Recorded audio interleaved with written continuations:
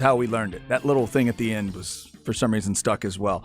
It is the last day of June. July's on the way. July 4th is on the way, and we hope you are getting a nice long weekend. We are getting a nice long weekend. Shout out to the bosses who said yes when I asked the question, hey, could we get the shows off Monday and Tuesday? I thought it was a crazy question. Man, they gave the crazy answer of yes. So we appreciate that. No shows on Monday or Tuesday. We'll be taking the long weekend, maybe getting to see some fireworks, hopefully getting to, eat some great food or whatever it is you're going to do. There's always sports to talk about. We will get into that. We got some guests coming up for you. And it is the last work day of Isaiah's honeymoon. He and his wife have been celebrating in Cancun all week. Hopefully they are having a great trip. I am Chad Hastings. It is Chad and Zay, minus the Zay for one more show until we get back next Wednesday. I'm Chad Hastings, and thanks to Cameron Parker for hanging out with me this week. But today, we have another special guest hanging out. He is the one and only Jack Farrell. I don't have a nickname for him yet, but we'll discuss the nicknames he's already gotten. How are you, Jack? I am doing excellent. It's a holiday weekend. I'm not talking 4th of July. We're talking NBA free agency, the most dramatic day of the year. I am excited. I think there's going to be some weird nonsense coming down the line. It's going to be a good day. Wait, weird nonsense from the NBA? The most dramatic league in the world, baby. That never happens. They're so boring. Already some James Harden drama. It's going to be a banner year for the NBA. Sometimes when people are in relationships, they know. You'll date a guy or a girl that just is all about the drama. They love the soap opera. They love the drama. Everything they do just has a certain dun-dun-dun to it. The NBA is that league in all of sports to me. I don't know if any league that we deal with, that we cover on a regular basis, does drama and suspense and all of that any better than the NBA. We will definitely get to some NBA free agency talk today. Plus, when Jack and I communicated about the show, Jack threw out an idea knowing probably who he was doing a show with. And he said, hey, I know you're kind of into uniforms. I appreciate that he said kinda because it made me seem normal. He said, I'm kind of into that as well. He said kind of for himself too, make himself feel normal. Would you want to get into a uniform discussion? And I said, well, hell yeah, of course. I want to get into a uniform discussion. So today, we are throwing out a question to all of you. We will have our own answers. But as we get closer to the NFL season, we are 72 days away from that first big NFL Sunday when hopefully you just get to veg out and watch all those games, including the first Cowboys and Texans games of the year. The question is simple. Which NFL uniforms need a tweak, need an upgrade, need a makeover in 2023 and moving forward? First off, Jack, I appreciate you bringing this up. It is a critical subject in sports. I mean, it's what we all watch it for, is the fashion, right? See, I wouldn't phrase it that way. That doesn't get anybody on our side into the discussion. But it is one of those things that I think a lot of sports fans, they won't admit as freely as you and I will that they love it, but they do love it. Oh, it's so, I mean, a helmet, a nice helmet. We've got a bunch of them in here. It's like the best thing is all the memorabilia. Yeah, and to me, and we'll get into some NFL stuff today on this, to me, if you mess up your helmet, the rest doesn't really matter. If you can't get the helmet right, you're probably going to be, you're going to be a little off. So we're going to get into that discussion. If you want to jump in, Specs text line is 337-3776. Before we get into all the stuff, Jack, let's give them a little bit so they know who you are. They'll learn who you are in case they don't know. So in terms of the nicknames, I have heard you referred to today as Jumpin' Jack Farrell. That's Jeff's, yeah. Is that kind of a Rolling Stone reference, I guess? think so. Rolling Stones, yeah. Jumpin' Jack Flash, great song. And then on the outdoor show, you are the Feral Hog. That is probably the least is that right? flattering nickname, but yes, they do call me that every now and then. I also get Jack of all trades from them and from Wags in the World. Jack of all trades. Okay, there you go. So let's remind the people, where were you born and raised? Born in Houston, raised in Austin, Texas from the age of 2. From the age of 2. High school? So not quite native, but, I went to everyone, the world famous, everyone knows, Hill Country Christian School. Wow, okay. Nobody is, I know. All right. My graduating class, 34 people, which Nice. was at the time the biggest in school history. I don't know. So that's my background. It's up kind of by Westwood High School, up off 620. Hill Country Christian School and a graduating nice. class of 34. 34 in 2018. Nice. What's the mascot again? The Knights. The Knights. You're very limited on private schools what Sure. your mascots are. Yeah. You got a lot of Eagles. You got a lot of Knights. Crusaders was big for a while, but we've taken a step back from Crusaders. I thought my parents' high school class of 54 was small. That's You're gigantic. getting down into the 30s, and it's a record. That's good stuff. And then you are definitely a Longhorn fan. And graduate, yes. I said you did attend UT as well. Got out in my 4 years, 2018 to 2022.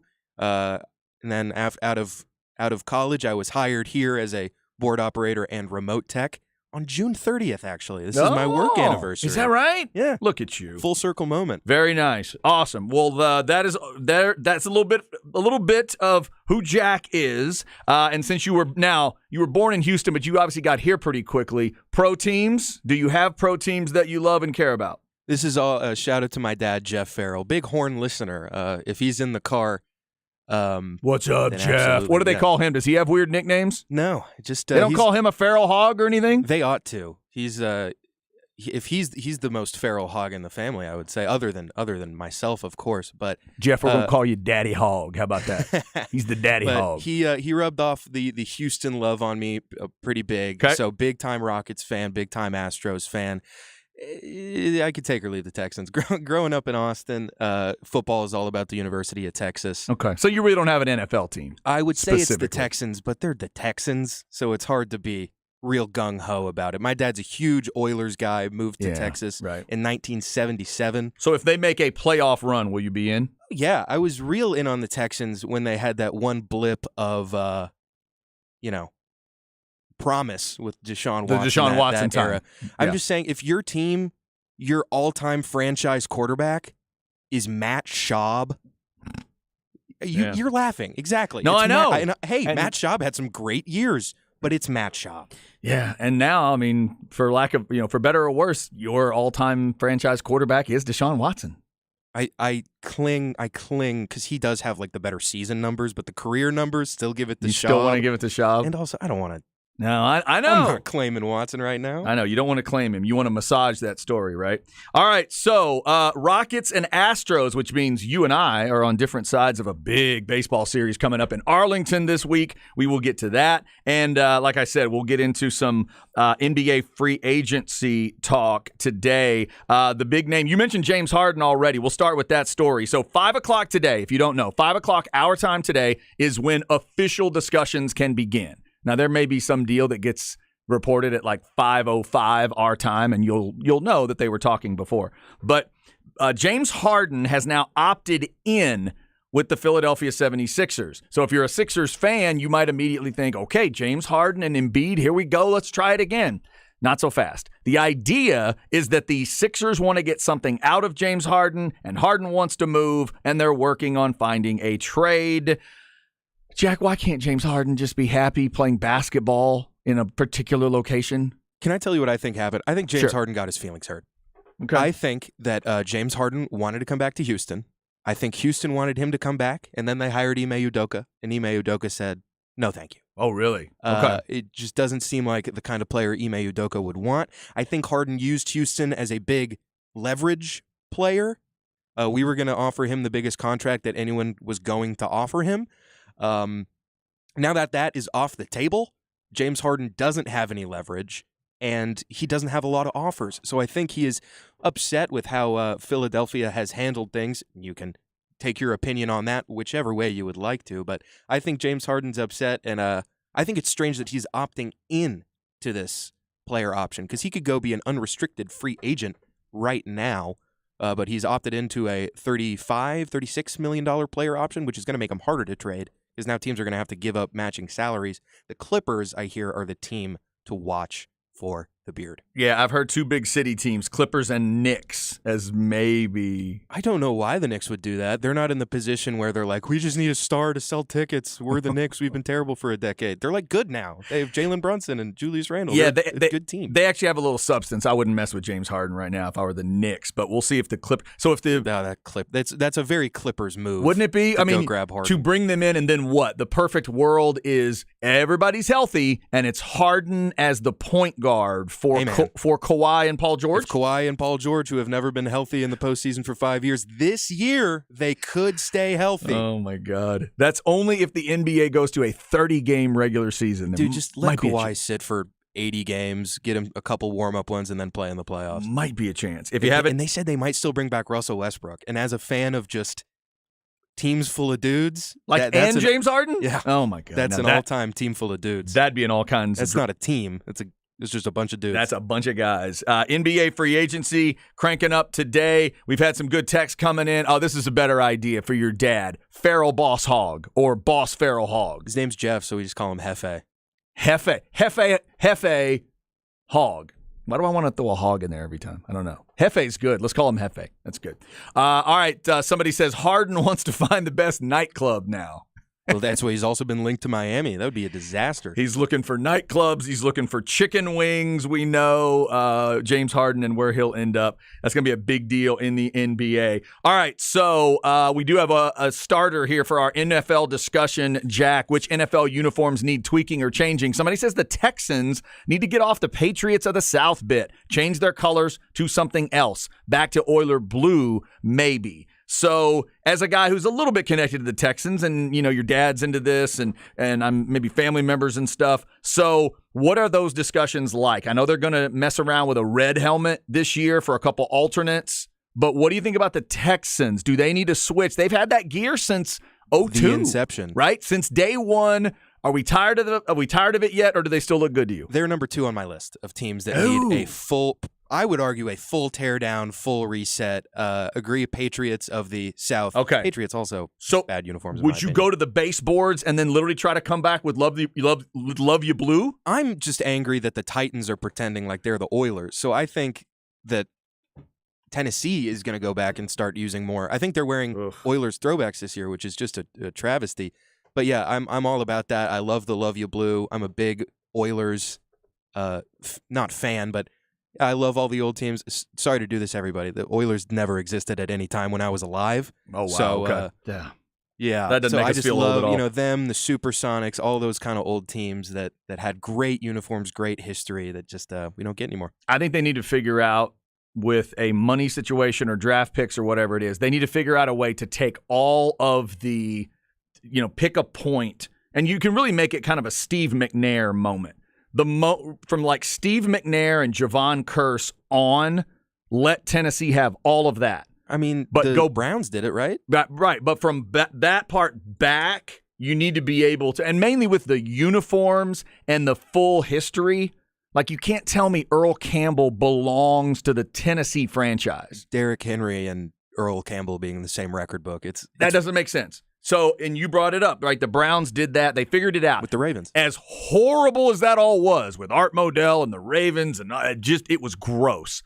But they did figure that part out. They decided, you know what? We're going to leave all the history with Cleveland. When the Browns fired back up, they got all the stuff. They got Brian Sipe, and they got Jim Brown, and they got all of that. And the Ravens said, we'll take everything we did from day one forward. We'll go Jamal Lewis and Ray Lewis and, Trent Dilfer and the gang, and you guys take that. That, I think, definitely needs to be done. So let us know if you are a Houston fan. Someone already texted, yes, love you blue. Maybe that's an idea. Would you go back to the Oil Derricks in 2023-24? Hey, the Houston Roughnecks threw out the idea, at least in the XFL, for a couple years. I thought that logo was kind of cool, throwing back a little bit to the history of things and making you think of the Oilers a little bit. So let us know what you think there. You said they're number 2 on your list. Now I got to know, who's number 1? Who's the number 1 NFL team to you that needs a tweak? A team that has had the same uniforms for, I also think, forever. They're super 90s. They're super outdated. The worst uniforms in football, the Carolina Panthers. The Panthers. Interesting. They're so from a time. Denver's in the same family where it's like you just need an update.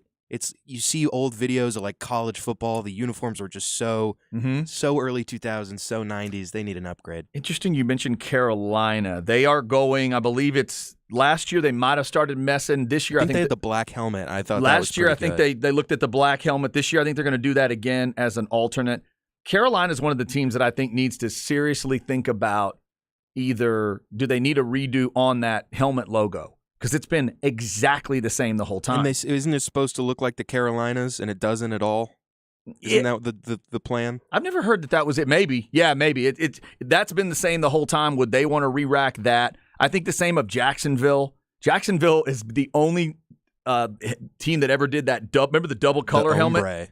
That was wild. Half gold, half black, and it split on top. Bortles? It went front and back. That's the Bortles era, right? I think Jacksonville might not need to redo. But for me, the answer is really simple. The NFL team, to me, blinking light, flashing sirens, and it's not going to make sense to you unless you are a true uniform nerd here. The NFL team that needs to finally get their makeover is the Rams. They need to get it right because they tried and they failed. They need to walk across the hall, meet with everybody with lightning bolts on their business cards, and ask a simple question. How did you get it so right when we got it so wrong? Let the Chargers tell you everything they thought of, because I think the Chargers are about as perfect as the NFL gets right now when it comes to uniforms. You don't like the bone uniforms? I do not. The dingy gray? No. And remember this, I'm a Rams hater. Throughout my life, I'm a Cowboys fan, and then I'm also a Bucks fan. I got lots of reasons to hate the Rams. So it's not like it's my team. But yes, you brought up the bone uniforms. That was a bad move. The numbers that one color bleeds to two different colors on the same number. And they're like shiny. And it's really shiny and one bleeds to another. That's a bad move. But more than anything, the Rams made the one mistake you can't make. You can't miss the helmet. And they did. When you change that horn, they tried to go with an idea that has worked for other teams. Let's make it more three-dimensional. Let's make it look 3D. And if you can look real carefully, and it's like one of those relax your eyes art projects on the wall, or the whole faces or vases thing that we did as kids when they were trying to test how you see in an eye test. If you look in certain circumstances, you can see it. You can see that 3D image and go, oh, I see what they're trying to do. But the way they mixed the yellow and the blue, it didn't quite work. Plus, they missed the blue. So to the Rams, it is real simple. When the Tampa Bay Buccaneers re-racked their uniforms a couple years ago when Brady was there, all I kept saying was two words: Derek Brooks. Derek Brooks, Derek Brooks, Derek Brooks. Put them in a uniform that looks like Derek Brooks, and you'll be fine. They messed with what I would argue is probably the best helmet ever. Best football helmet ever was just the blue with the kind of gold ram, the uniforms that they wore in the Super Bowl against the Patriots. Those are that's the perfect helmet, and they messed with it. You didn't have to mess with that. Yeah. That wasn't the thing that needed tweaking, needed updating. For them, it's also two words. Eric Dickerson. That's it. Make it look like Eric Dickerson, and you'll be fine. So they need to figure out how to get that part right. By the way, there was something sent out in April with blue and yellow smoke coming out of, they did like a Breaking Bad motif. Outside the stadium, outside of SoFi, with a beat-up old van made to look like the Walter White vibe, with blue and yellow smoke coming out, and it said something's cooking.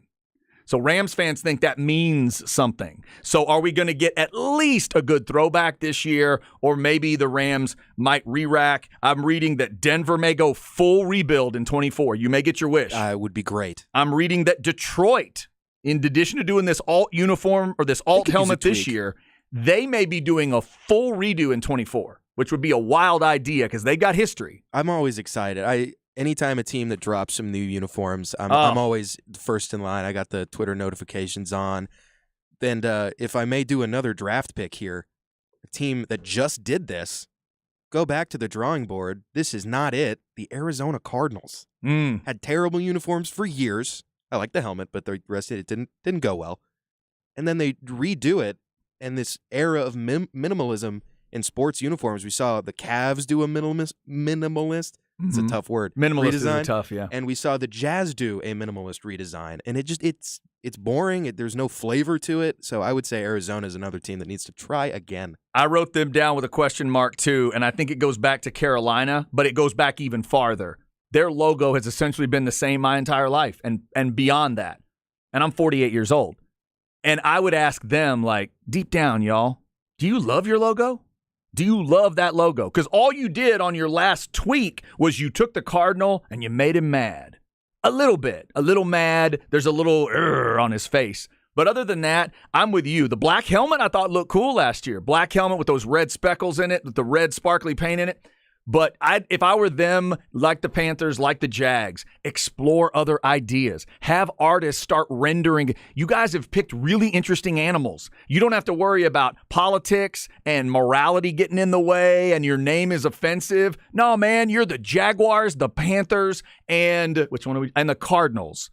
Just let people draw you a bunch of examples and pick a badass change. I'm with you there. Arizona needs something. They need something. So 2 teams in that division, I would say. Arizona kind of needs it. The Rams need it so badly. Because when I grew up and the Rams were playing football, it was one of the coolest looking things in the world. Were they ever my team? Again, no, they weren't. But when they played the Niners, I always rooted for them because I'm a Cowboys guy. Loved watching Eric Dickerson play and Jim Everett and Flipper Anderson and, Jack Youngblood on the defensive side and all Kevin Green and all those guys.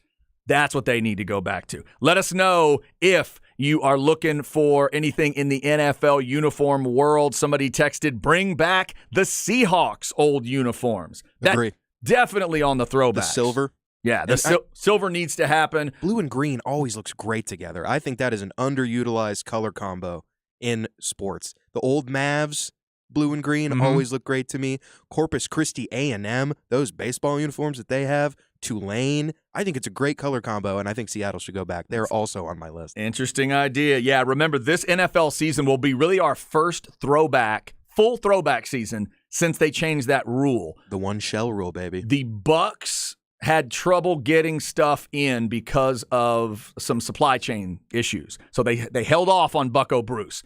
They're the ones, to me, and it's not just because I'm a fan, but they do it the best of anybody because they throw back the whole stadium.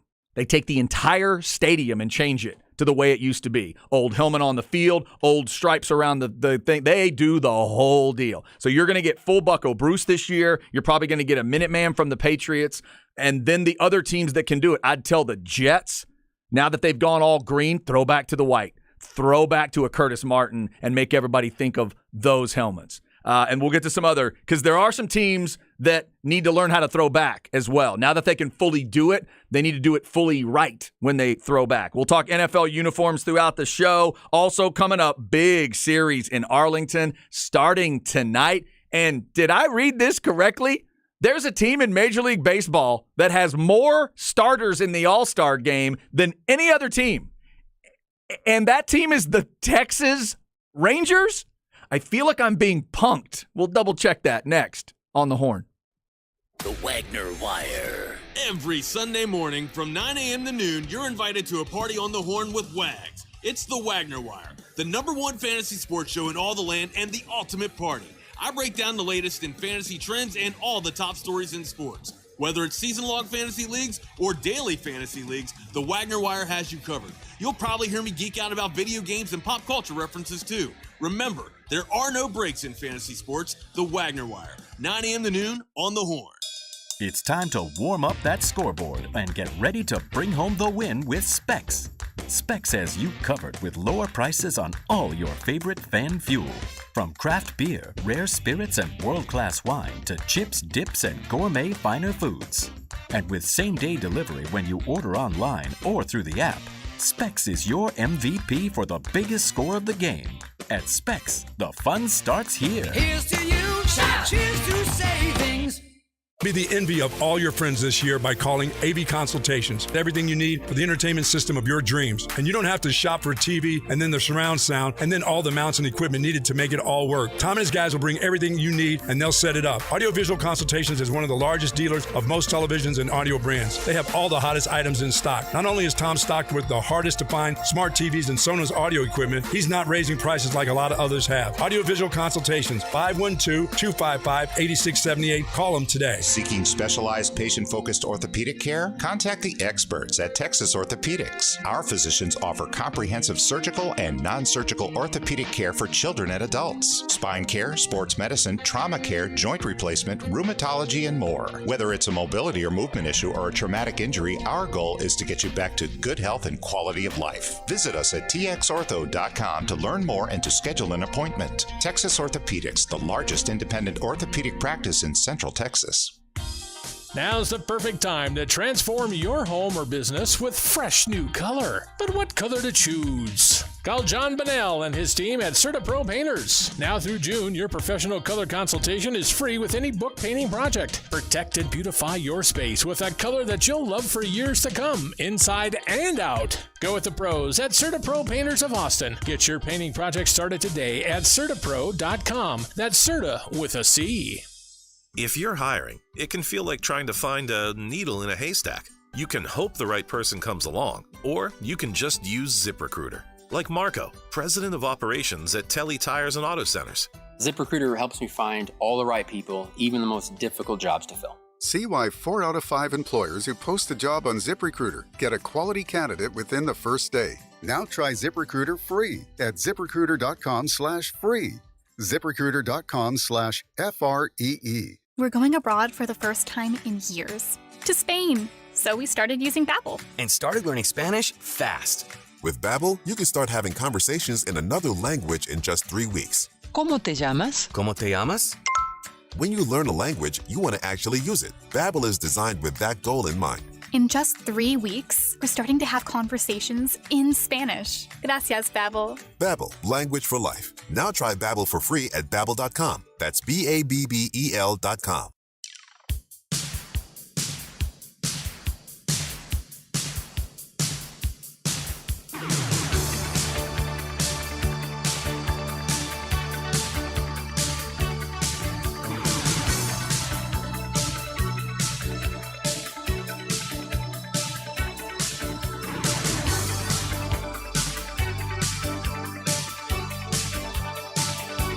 All right, getting started on a Friday, last day of June.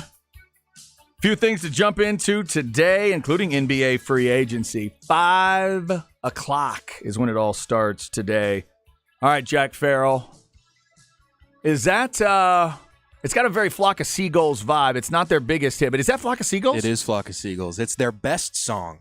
Space Age Love Song. Space Age Love Song. That's Which right. is better than Iran. Flock. And I will die on that hill. Very nice. Flock of Seagulls. I like that anybody would have an opinion about Flock of Seagulls that's that strong. Like, you haven't talked to me enough, Chad. I have a strong opinion about everything. Yeah, the lead singer doesn't even have strong opinions probably about that band. I like that. I like that feel. Flock of Seagulls. By the way, speaking of that period of music, I have not given this official shout out on the air, so I'll do it right now. Shout out to my former broadcast partner, Kevin Dunn, who always says he's not a big music fan, but he really is. Kevin is a great music fan, but he looks at it from sometimes a different perspective than others do. He's just one of those, hey, I like what I like type of guys. And he loves to go down YouTube rabbit holes and find different stuff.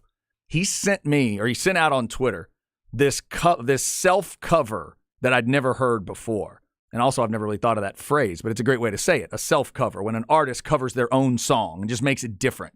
So, 2017, Aha does Unplugged, and that version of Take On Me is wild. If you have not seen it, go check it out. Go watch it. My man still has the pipes in 2017 to hit some of those notes, and you can check Kevin out. He's at Kevin Dunn 01. I believe that's still true on Twitter, and I retweeted it back then. That is unreal, and it also gave me a song lyric that I'd always gotten wrong. Always. In Take On Me at the end of the chorus, when he says, I'll be gone, I thought the next thing he said, he just went, and he just tried to say the word take really loud. He doesn't. He says, I'll be gone in a day or two. And I never knew that, ever. But it's so clear when you hear it unplugged. Anyway, it's great. So shout out to Flock of Seagulls and Aha and all those bands that every time I hear the song, I go right to the video in 81, 82, 83 when I was, probably spending my summers just watching MTV videos and doing stuff like that. So Flock of Seagulls getting us started today. Jack Farrell in with me today. I'm Chad Hastings. Somebody sent a text that they thought was not mean, but sort of direct, right? They heard the conversation about uniforms and the NFL, and they just got upset because they're listening to the horn and they wanted to hear some. So they just texted, talk about the Longhorns. But they weren't more specific than that. So, Jack, as a Longhorn fan, uniform-wise, the discussion's been there for years, but it always seems to come back to, no, we are what we are. Football-wise, what do you think? That is correct. I don't want to see any black alternates, any sort of revamping. The most fancy I get, and I'm still not too happy about it, is when they did the numbers on the helmets for I believe it was an anniversary. So that's a throwback though. DKR happened to pass like right when we were doing it, and we decided to wear the uniforms on the helmets for the rest of the year. I am anti-alternate for Texas football specifically. I love an alternate uniform, but for the Texas Longhorns, you got the burnt orange and the white, and you should not veer from that path. Even if you're throwing back to put because when they put the numbers on, that's also an homage to the past. I'll take a throwback. I like the ones with the 100 on the helmet. You're okay with that? All right. I am okay with that, but keep an eye on it. I don't like watching the spring game and seeing them in a green jersey or a black jersey. I'm not about that. All right, let's talk about then the only major tweak they've made on that hat in my whole life. What did you think of Shiny Longhorn? Are you okay with Shiny Longhorn if they choose to do it? I was more okay with it than some for the following reasons. The decal for the Longhorn was brown. It was not burnt orange. The Shiny Longhorn at least matched better, but at the same time, I kind of like that it's brown.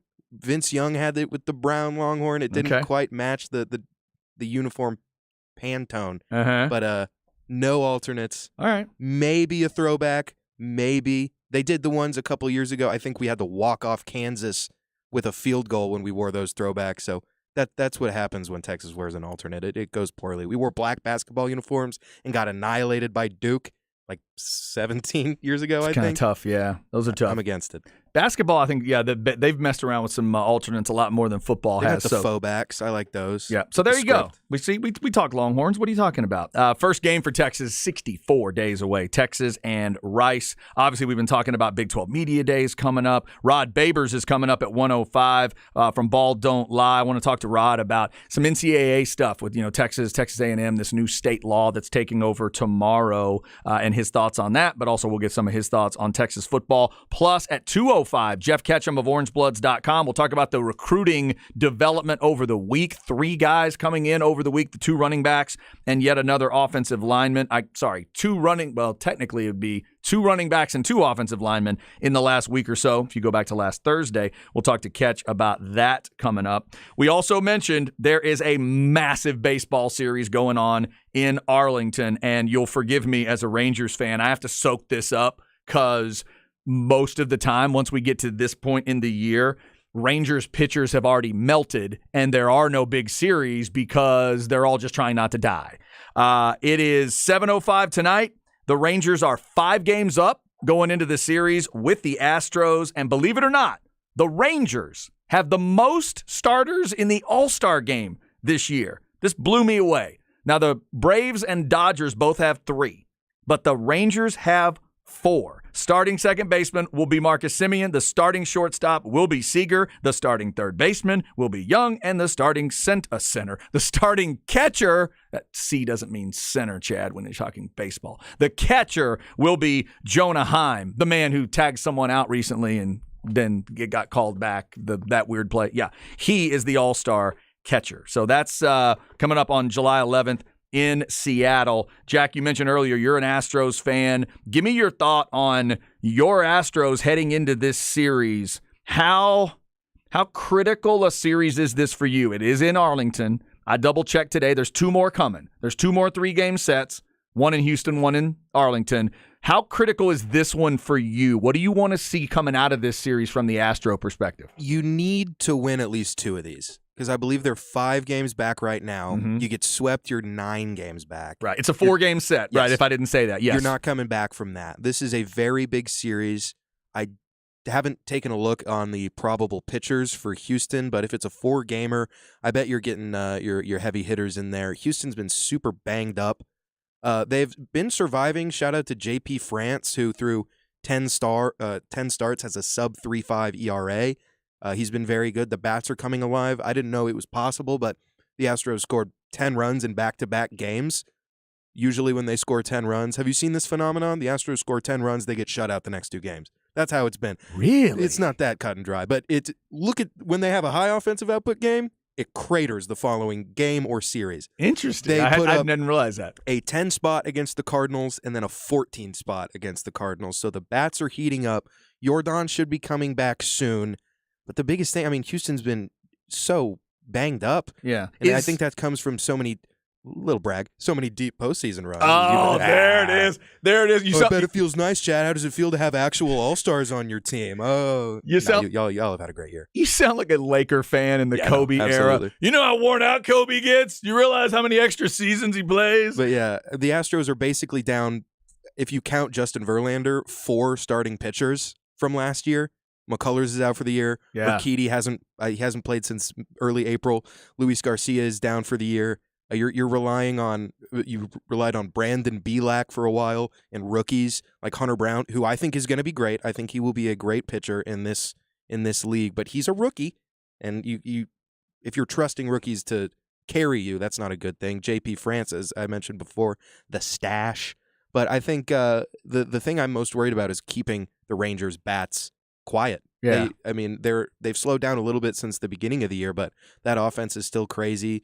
The starting pitching, when it's been, those guys have been getting deep into games. They've been pitching very well. It's a tough matchup, and you got to take at least 1 or 2 of these games because, I mean, obviously, if I want a sweep, I would love a sweep, but Sure. Rangers are the 2nd, 3rd, 4th best team in the entire sport at this point this season. So it's tough going on the road against the division leader. I think Houston's back into 2nd place now, but you're looking at a swing of being 1 game back or 9 games back. Yeah, right. So No. this is a huge, huge series. And the Rangers, in a similar vein, this is your chance in July July tomorrow. Yeah. To put a kibosh on the division for the year. Just a ton of pressure would hit right away. Yeah. I mean, if you're Houston now, if you get crushed in this series, you're thinking, oh, well, okay, what do we do in the wild card? Like, who are we looking at? And honestly, I would take the wild card because you're playing whatever crap team in that AL Central. Mm-hmm. Yeah, if one of these teams gets 3 out of 4, I mean, it's just huge either way. Yes. Huge one way or the other. That's a big series starting in Arlington tonight. We're getting good stuff on the Specs text line 337-3776. The uniform discussion today, which NFL teams need a tweak, and then we did throw in the Longhorn discussion in football because I love that one. It's always a fantastic discussion since Texas is such a blue blood in a lot of ways. One of the biggest ways is that uniform thing. Now, our man CB says Texas needs to wear throwbacks. That's interesting. Somebody says, I agree with Jack. Leave Texas unis. Leave them alone. They're sick, especially the white Stormtrooper ones. They are absolutely terrific. Yes, the Stormtroopers, that's pretty much agreed upon. Somebody says never camo for the horns. Amen. That was like I think probably because of like the Iraq war and stuff. They were plastering camo on everybody's jerseys, but you don't want the cam for that? I mean, you know, a little camo Longhorn game, like one game. Not football. One game. I've seen too many awful, and of course, I'm not commenting on the reasoning behind it at all. I'm just saying I have seen some just atrocious digital camo college baseball uniforms. Oh, so those and can I need to stay all the way away from those. Can get terrible. Now, specifically here, this will make me an old style fan, but I think you'll understand if you're a Longhorn fan out there. If it has to be, put some camo on the football uniform one time or the baseball uniform one time, you're going to have to go football. You cannot put camo on that Texas baseball uniform. You can't do it. I would rather do it for baseball just because there's more games. So, there's like 40 baseball games. I can handle one. But if I'm 1 out of 12 maybe on you're a right. camo Maybe uniform you're right. and Daryl K. Royal Texas Memorial Stadium in front of 110,000 people, I've never seen an ugly uniform. I'm not starting that. It is so important. You're right. I think the leave it alone is probably the best plan. How about this text from Jose? And this may be happening more and more often with Longhorn fans. I'm a Longhorn fan, headed back from Starkville, Mississippi to Carthage, Texas. I went by their stadium, and I really enjoyed it. Wonder if he'd have gone by the stadium if Texas wasn't going to the SEC. It's kind of an interesting – and that's one of those places, right? One of those places you'll think about, Longhorn fans. I've never been there, and frankly, I don't know if I want to go because that cowbell thing would bug me. Deafening. But I'm an earplug guy at concerts and certain shows. So if I take my earplugs and I know I'm going to deal with it, maybe. I've heard the actual experience there is cool. And if you're a baseball fan, I think you got to do that one sometime. If you're a Texas baseball fan, just for the history and the Palmeiro and the Will Clark of it all, you'd have to go check them out. Because apparently, Mississippi State fans are one of the ones that get credit for basically inventing the barbecue in Omaha. And they'll take over that place, not quite like LSU, but almost. And apparently their home environment for baseball is second to none. So that's something to maybe check out. Thank you, Jose. Have a safe trip getting back home to Carthage. Somebody says Texas baseball has a camo cap at the co-op, but I've never seen the team wear it. Nice cap. Maybe. Shout out to the co-op. Maybe. I worked there for 3 days. Maybe. Here's another weird one on a logo, Jack. Somebody, and this is in the Cowboys division, so maybe I didn't notice it. Somebody texted, nobody ever notices that the Eagles logo has an E in it. I just pulled up that bird logo. I guess, yeah, at the back right side, it does have an E. A sneaky E in there. And by the way, as much as I hate them because I'm supposed to, great unis. Great unis. Great tweak as my life has gone on. They tweaked that wing on the side and did a great job. Vikings tweaked their horn on the side to make it look three-dimensional, and they did a great job. When the Lions tweaked the lion, I thought it was a great job, which brings me back to the team that needs to get it right, the Rams. If you're going to tweak it, you got to get it right. The Niners have made tweaks that are good over the years, but they got to get that right. But the Eagles, they're sharp. I mean, that division to me, as much as I hate those three teams, I never root for those other three teams. I think they all look pretty good. Don't love the Commanders have those numbers that also like the Rams ones. They kind of there's like fade the a little bit, like it fades into a different color. Like I'm not a fan of that. I haven't loved really, and I get it was a very complicated thing, but iconic Cowboys, Eagles, and Giants. The Commander uniform is the name and the uniform, the whole Commander thing was a miss for me. Yeah, I was always in favor of them embracing the word warriors and doing a wounded warrior. You're in D.C., pay tribute to the military, all that kind of stuff. And they went the other way and didn't do that. So, yeah, they're a little shaky right now. I would agree. Now, there is a team in that division. There's two teams that I'm really hoping this year can fully embrace their throwbacks. One is the Giants, which I think they got it right last year. Once the shell rule changed, they never should have just changed stickers. I thought that was dumb. They went to the old Giants thing that I grew up with, Phil Simms and Otis Anderson and stuff, but they did it on the wrong color helmet, and that makes it look dumb. And the other one is a team you've brought up, Denver. They're way off. You cannot take the Elway sticker and put it on a helmet that's too dark. So this year, hopefully, Denver knows that if they're going to throw back and throw that old D on there, put the light blue on the hat. That is a historic helmet. I know they didn't win a Super Bowl wearing that helmet, but they had some badass football teams that went to the Super Bowl with your iconic quarterback taking snaps. Like, you need to pay tribute to that and do it the right way, because Elway and, Natil and Sammy Winder and Carl Mecklenburg and all those guys, they didn't wear that dark blue helmet. So hopefully those two teams can get it right starting this year. Let's hope. Uniform discussion, I'll blame it on Jack. No, don't blame it on Jack. But Jack knew that I would get into a uniform discussion, and we know secretly all of you love it if you're a sports fan. I know it's summertime and it feels like we have nothing to talk about, but when you talk about uniforms, you have everything to talk about because it's the most important conversation ever. Coming up, Rod Babers at 1:05. Up next in the crap bag, we'll talk about the match a little bit. Did you watch last night from Vegas? I checked it out a little bit. Plus, we'll tell you about that Coke Fest ticket sale that's coming up if you want to check out one of the biggest music events of the year. Plus, if you're into your high school football, don't miss the Flex segment today. There's a Flex athlete that'll make a big decision over the weekend, and there's another area athlete that's making a huge decision today, and I'm keeping my eyes peeled for it. We'll let you know all about that. Stay with us. It's The Horn.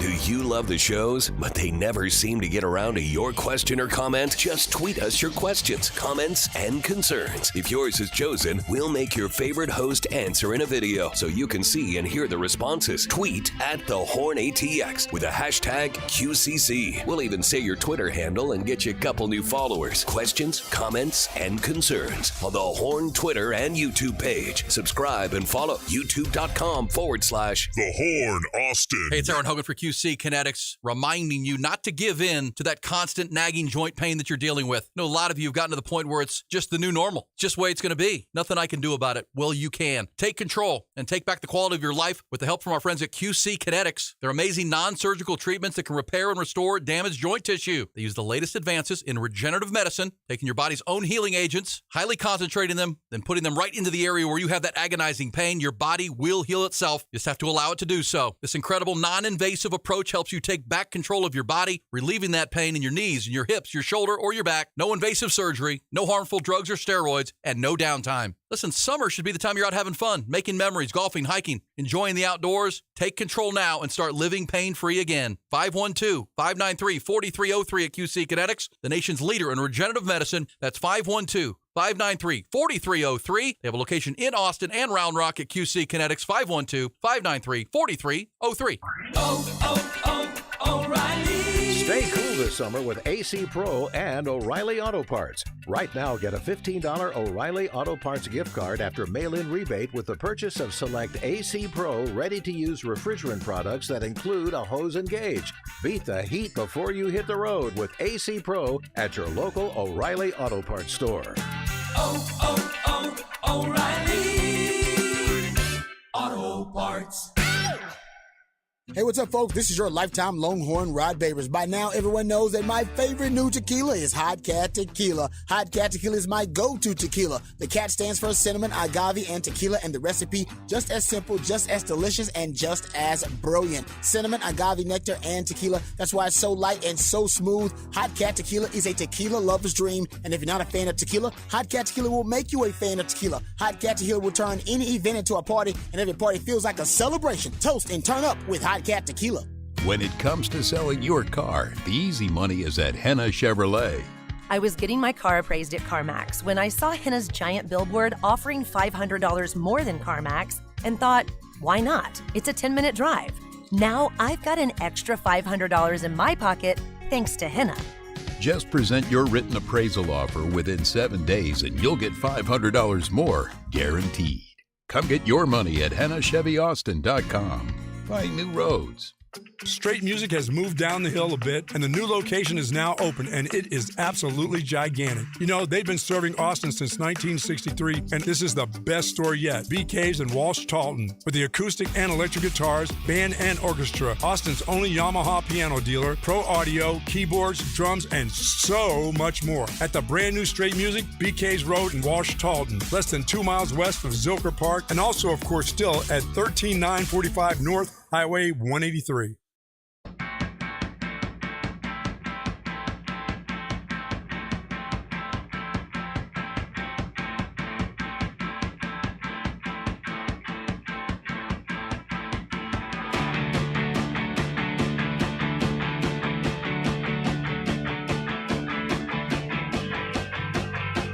All right, we are rolling through a Friday. It sounds like a song I should know.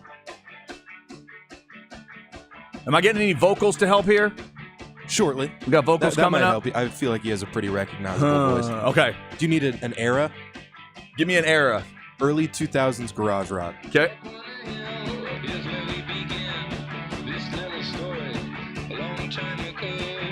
Early 2000s garage rock.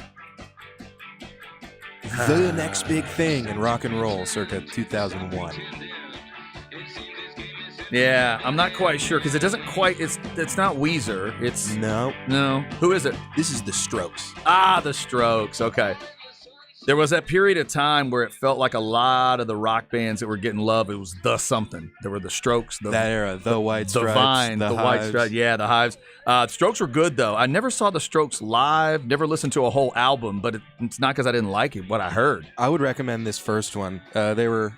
I would say first album, best album. Is This It? It's a classic. Is that what it's called? Is This It? Is This It? Is This It by the Strokes. All right, got to check that out. The Strokes and Flock of Seagulls getting us started today. By the way, thanks to CB, as always, Chris Bennett, the official and unofficial producer of every radio show on Earth. The CB 9000 has let us know that today, in 1999, is the day the South Park musical was released. I'm going to make my daughter and wife watch it because apparently my wife has never sat through the whole thing.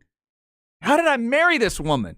And then she's thinking, how did I marry this man who's never seen Grease? So I'm going to watch Grease. We're all going to watch Grease. We're all going to watch Hamilton because my daughter's fallen in love with Hamilton. And because I love South Park, I'm going to make them watch Bigger, Longer, and Uncut coming up.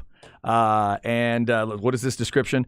It's an American adult animated dark comedy adventure musical war film. Yeah, that checks all the boxes. That describes it. But I'm on your side. I have seen the South Park musical, and I have not seen Grease. There you go. Yep. I told my wife I'll be glad to die without seeing it, or for you, I will watch it. I'll check it out because I know Grease fans. I know buried underneath those lyrics and all the sugariness, Prime JT, is some nastiness, which I like.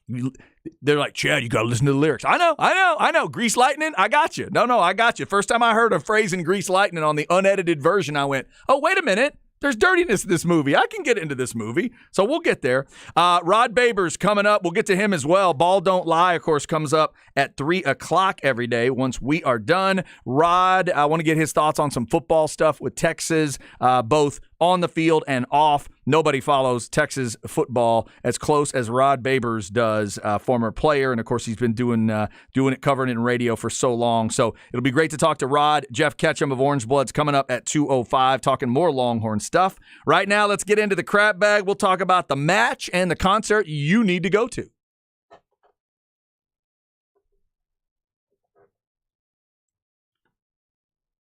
Brought to you by AV Consultations, 255-8678, or go to avconsultations.com. So, Jack Farrell, did you check out the match from Vegas yesterday? I did not. Okay. Take us through it. So, first off, as I've said many, many times, I try not to watch live golf ever. It's just too slow for me. I like to have my own pace. I like to have my own ability to fast forward. And it was the move on this one. I didn't start till about 7. They teed off about 6. I started at 7. And then right before I caught up to them, I went and did something else and then came back and finished up. That's usually how I deal with golf. And when you do it that way, I was entertained. I got to sort of take it in as I wanted to. And boy, is it a reminder that one of the toughest things to do that some people don't think about as being tough is standing on a golf tee, taking a golf club, and hitting a golf ball basically straight. Because for most of last night, those 4 guys could not do it at all. Now, there were a few that were okay, but lots of errant drives. Patrick Mahomes got lucky on a couple where he drove a ball up into the pine straw and it kind of went up a hill and maybe it hit a patron and then it happened to roll back into the fairway. But the surprise of the event was that Travis Kelce can play a little golf. Charles Barkley saw him swinging on the range. Trevor Immelman complimented his swing to Charles Barkley. So Charles changed his pick to Kelce, which I'm sure Charles had money on it. It's Charles Barkley. And Travis Kelce actually did have a pretty nice swing. He wore some kind of wild, those shorts were a little bit wild. It was like almost like cloth corduroy type short. The shorts look like it should be a cardigan sweater, basically. But he made it look good because he did throw out some pretty good golf there. So the story on one side was how good he was, and the other story is that the one guy you thought was gonna be the badass golfer either never got a chance to show it, or when he had a chance at a putt, it didn't go down. Steph Curry. Steph Curry couldn't get Klay Thompson dialed up at all. Klay Thompson was the worst of the 4 by far. And then because of that, Steph really wasn't set up in big situations. They couldn't knock down a putt when they needed it. And Mahomes and Kelce just kept going at him. Kelce gave him enough. Kelce gave him a shot they used on a par 3. He put one up there nice and snug. He hit a closest to the pin on a par 3 and helped, the charity raise money. So it really kind of ended up being about those guys. Always fun to see. For me, I like, hearing those guys mic'd up and hearing them trash talk a little bit. When it got a little boring, I could fast forward. So that's how I enjoyed the match last night. It was pretty good. Also, wanted to mention, I was trying to grab Eric Rains to come on the show with us today. We'll probably talk to Eric, I'm sure, before we get to Coke Fest time. But he's real busy today getting some things set up over at Coke FM. So I want to give them a shout out and talk about Coke Fest coming up August 4th and 5th. You probably already heard about it out there in Hutto. 2 great days of music, 12 bands involved, all kinds of talent out there. You can see the complete lineup at cokefest.com. Off the top of my head, Whiskey Myers, John Party, one of my older favorites, a little Sammy Kershaw, a little Vidalia, and the stuff that Sammy Kershaw did. And it wasn't Sammy. I think Sammy was the guy that did, what was it called? Oh, Politics, Religion, and Her. That's a great country song. It was from an era that produced some syrupy garbage, but I always liked that song. It was the 3 things you didn't talk about. The 3 things the guy couldn't talk about was politics, religion, and her. I always thought that was good. I believe that is Sammy Kershaw as well. So there's others that'll be a part of it. Go see the complete list at cokefest.com. And remember, starting tomorrow, midnight 01 tomorrow morning on July 1st and running all the way through midnight the night of the 4th, they are having a special ticket discount. You go get a discount code at cokefm.com.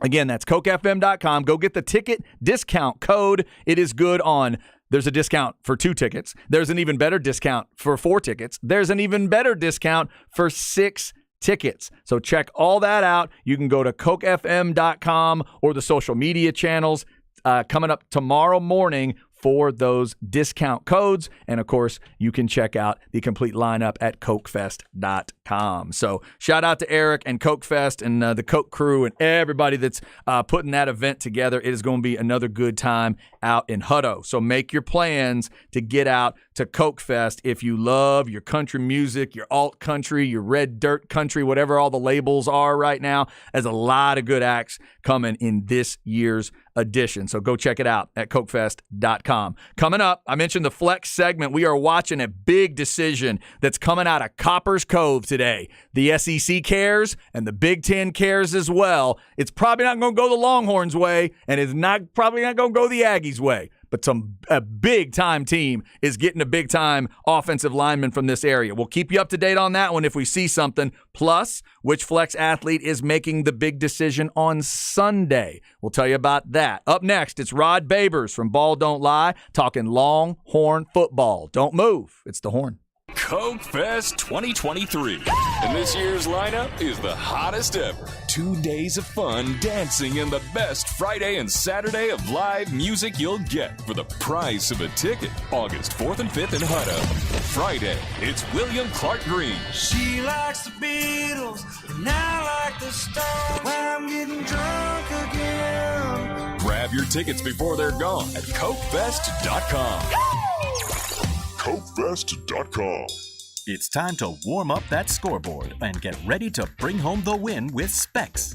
Specs has you covered with lower prices on all your favorite fan fuel.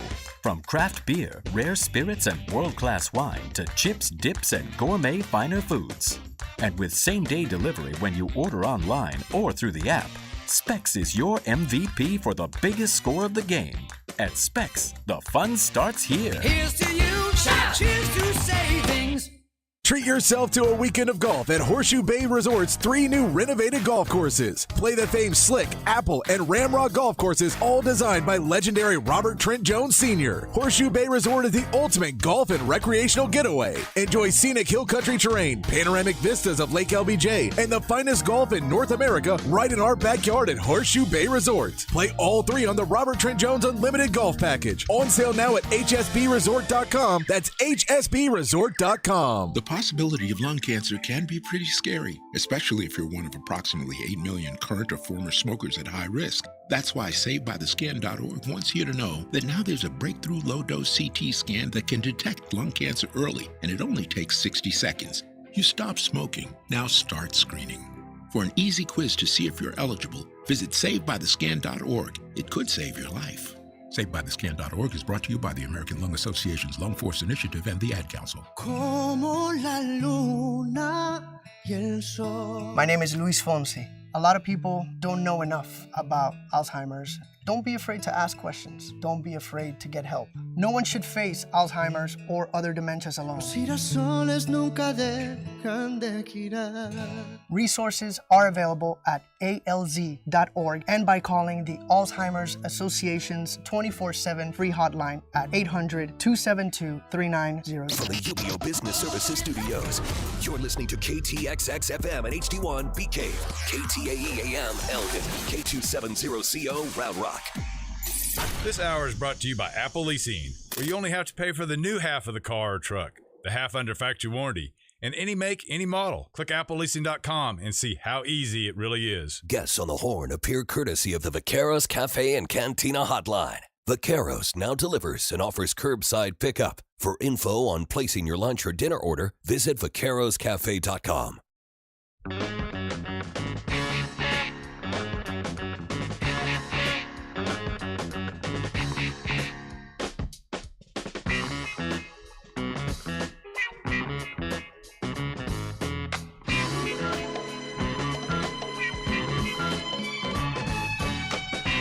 Yes, indeed. How about hour number 2 on a Friday? Got one more day of June. Make it count. Make it worth it. Or just stay inside and try not to die because it's 100 and something degrees today. We are closing in on football season. 64 days till the first Texas game against Rice and the other big games of September 2nd. I've also been focused on that Deion goes to Fort Worth. I kind of like that one. Colorado TCU. See what that one looks like. First game of the NFL is 69 days away. Nice. And the NFL's first Sunday happens 72 days from right now. So you know football never dies for us. We'll get into a flex segment coming up here in a second. We good to roll. We will get to our conversation with Rod Babers coming up. Real quick before we do that, you may have heard that ESPN is laying off multiple on-air folks today. I haven't seen a full list yet, but this one does hit me close to home because I feel like I have watched her entire run, her entire career and ascension, and she's one of my favorites. Suzy Kolber is one of the ones that got fired today, and she tweets, "Today I joined the many hardworking colleagues who have been laid off. Heartbreaking, but 27 years at ESPN was a good run. So grateful for a 38-year career. Longevity for a woman in this business is something I'm especially proud of. Next step, a project that gives back." Wow. I know Suzy Kolber is going to go on to continually do amazing things because that is what she's done. Yeah, absolutely one of my favorites. Sorry to hear about that, but I am sure Suzy Kolber is going to land on her feet in some way. So that story is out there today in terms of the broadcasting side of things. All right, speaking of broadcasting, after we get done with this, we get you to Ball Don't Lie every day with Rod and Harge and Patrick. Harge finishing up a week of vacation this week, so it'll be Rod and Patrick again. Patrick was on with us yesterday, and right now on the Vaqueros Cafe and Cantina hotline, it is the one and only Rod Babers. He's at Rod Babers on Twitter if you want to give him a follow, and definitely check out Ball Don't Lie today. Rod, how are you? I'm doing good. Appreciate you having me on. Man, thank you so much for the time. I know you got a lot of talking to do today, so the fact that you're willing to do a little extra with me is good. Is nice of you. I appreciate it. I always love to get your thoughts on, Texas football as the season's getting closer. Let me start with kind of the politics of it all, because unfortunately a lot of it's politics now. But as we get ready for this Texas law to take effect tomorrow on July 1st, what would you discuss, if anything, with CDC about how to proceed? Would you tell him to, kind of do what Ross Bjork says he's going to do, which is lean on that state law, not worry about the NCAA specifically, and just plow forward? Or would you say something different? Yeah, I would like to know what their lawyers, their legal team is telling them. I can't think of a lawyer on the planet that would advise their client to abide by a rule over a law. Most of them would say, hey, the law trumps any rule of an organization, especially like the NCAA, which is, on their way to, in my opinion, becoming more and more irrelevant. So I think it's essentially you're looking at a reckoning at one point. It's probably going to end up in the courts. But this is the NCAA, essentially a passive-aggressive way of the NCAA telling Texas and a lot of these other states who have their own NIL laws, telling them that if you don't want to follow our rules, then you need to emancipate yourself from the NCAA. Now, this is only a suggestion from the NCAA because we have to, and for the NCAA on their part, it'll be whether they want to enforce any of their rules, right? So if Texas decides, like Ross Bjork says, we're going to follow the law over the rule, what is the NCAA going to do? Right now, they're flashlight cops.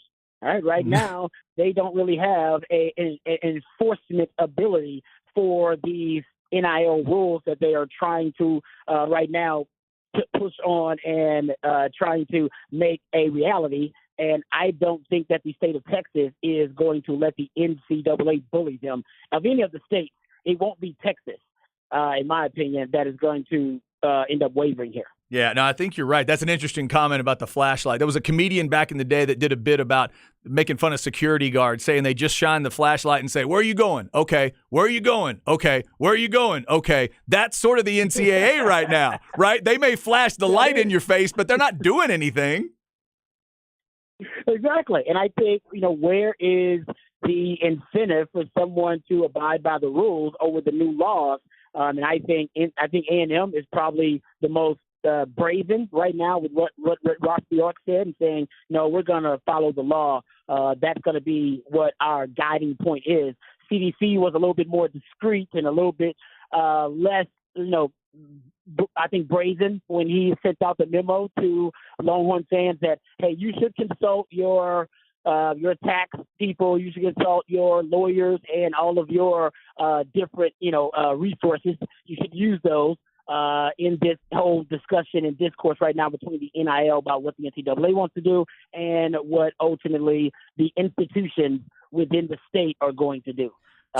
Right now it's going to be, I think, Texas that is right now going to be one of the big, kind of states that determine what's going to happen between the NCAA and the NIL states, because I think this is the point. This is ground zero, if you will. Yeah, no, I think you're right. And to go a little deeper here, I know you love all the layers of this thing sometime. This hit me the other day. So in discussing the Washington, D.C. element of it, the thought has been maybe that the Nick Sabans of the world, they want Washington, D.C. to wake up and do something. They want them to get it done.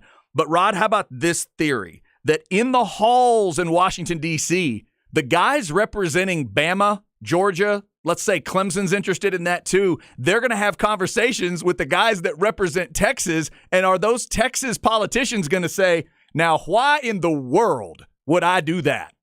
Why in the world would I agree to have a big old thing that takes precedent over all this and takes power away from the schools in my state when we have a law ready to roll that gives them the power? I agree. The only thing that could trump the state's laws right now would be federal legislation, which is not going to happen anytime soon, or if there is truly a separation of the top schools, the top revenue generating schools in the Power Five, and they decide to form their own conference or their own organization, an association, and then they decide, hey, the NCAA no longer has governance over us. We will write our own rules and we'll govern ourselves. And then that could also be something that trumps the state laws, or at least the states would allow the institutions to abide by that rather than abide by NCAA rules. That's also something that's going to take years, a decade plus, for something like that to formulate. So right now, there's nothing, in my opinion, for the foreseeable future that will trump state laws. So there is no reason for Texas right now, the state that is probably the leading state in generating NIL revenue, fundraising, and compensation between Texas and Texas A&M. Open Doors says Texas is leading all of the programs they study. They study all the programs around the country, track millions of different transactions and thousands of different collectives and directives, and they say Texas is the number one school in the country for NIL compensation. And that's why this is starting to be ground zero, because the new state law is also going to make it even more advantageous for Texas and Texas A&M. Now, as you know, they can induce essentially the boosters that can give them perks and favors now, points, so that their donations through the Texas One Fund, for example, or the 12th Man Foundation, they also can end up getting perks through that, and that will give them more benefits and more incentives to give to NIL. And also, Texas new law has an immunity statute, and it basically gives every institution in the state immunity from NCAA enforcement or NCAA penalties for breaking NCAA rules and not the state rules. So that the NCAA right now will have no leg to stand on come July 1st in this state unless something happens or unless Texas or Texas A&M decide, no, we don't want this reckoning to happen. So we'll get along. We'll go along to get along. But I don't think they're going along to get along. I think right now they're going to force the NCAA to come to their institution with some letter or whatever they're going to do and force the flashlight cop to enforce their own rules. Because right now it doesn't seem like the NCAA is even willing to enforce their own rules. They won't even do it with the transfer portal. They may decide sooner or later that they want to have a backbone about the transfer portal because they get called out by a lot of people. But right now they can't even do that because they're afraid of litigation. They're afraid to go to court because even the Supreme Court has told them, we don't like you. We don't think you are an honest organization. We think you've been exploiting student athletes for a long time, and you're a borderline criminal syndicate. I'm paraphrasing. But essentially, that they would violate a lot of antitrust laws. Their business model violates antitrust laws. So if people bring the courts any NCAA, at lawsuit of any kind, usually they're going to side against the NCAA in that case. Yep. Talking with Rod Babers here on the Horn. Jack, you got something for Rod? Yeah, hey Rod, what's up? I was just wondering with these, if the NCAA is really just leaving it up to state laws, I feel like that creates a future where certain states are way, way better off in the college football or college sports landscape in recruiting. Is there a world where some state laws like effectively kill recruiting in entire states? If they don't evolve their laws to keep up with the most progressive ones around the country, NIL-wise, you fall so far behind the times. I mean, there are laws in states like, I believe it's Missouri, that allow student athletes, prospects to sign before they even get on campus to start collecting NIL revenue. So every state wants to find another loophole and to make it advantageous for the schools, the institutions in their state to get a leg up in recruiting via the NIL world. And we know NIL and the portal are inextricably linked. All right, they go hand in hand. So, you're right. I mean, for Texas right now, Texas probably has one of the more, if you want to look at it, kind of disrespectful NIL laws out there that's going to take effect July 1st in regard to NCAA rules and in the NCAA governance, because it really disregards NCAA governance altogether. And more of the laws, NIL laws around the country are going to become more and more brazen, and they're going to be a lot more, in my opinion, I think they'll be a lot more disrespectful and disregardful of the NCAA's rules about NIL, and they're going to become more and more irrelevant. And maybe that's what they want, because ultimately then the NCAA will have to evolve into something else, because they'll have no power over the big time schools. Now, just think about it. This is not for everyone, right? These advantages we're talking about are for the Texas of the world and the Texas A&Ms of the world. But the truth is, this type of stuff hurts a lot of institutions in the state too. If you can't keep up with the Joneses, you're in trouble. And that may be the case for Texas states of the world, right? That may be the case for, some North Texas of the world that can't keep up.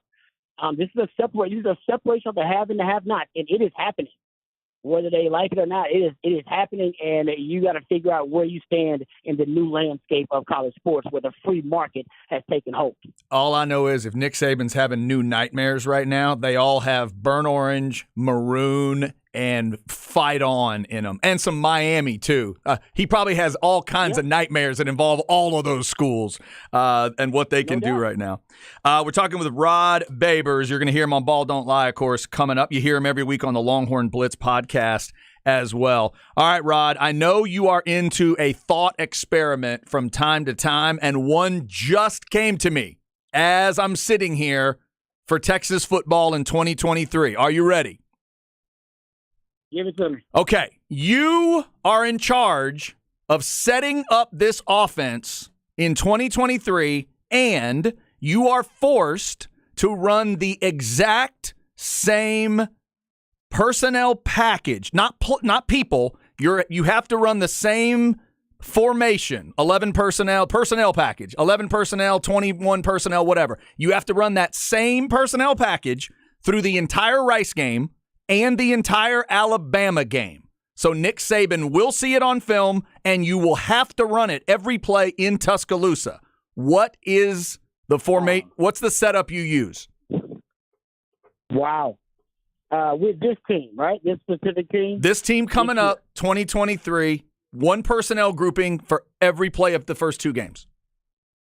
That is good. Right now it's easily going to be 11 personnel with this group. Last year it would have easily been 21 personnel with me. I love the 21 two-backs, one tight end. Yep. That would have been Bijan, Rojo, JT Sanders, and then you'd have your X-Man, Jay Witt, whoever you wanted wideouts. Because my personal package or preference, I should say, on personnel package will be based on the talent that I have.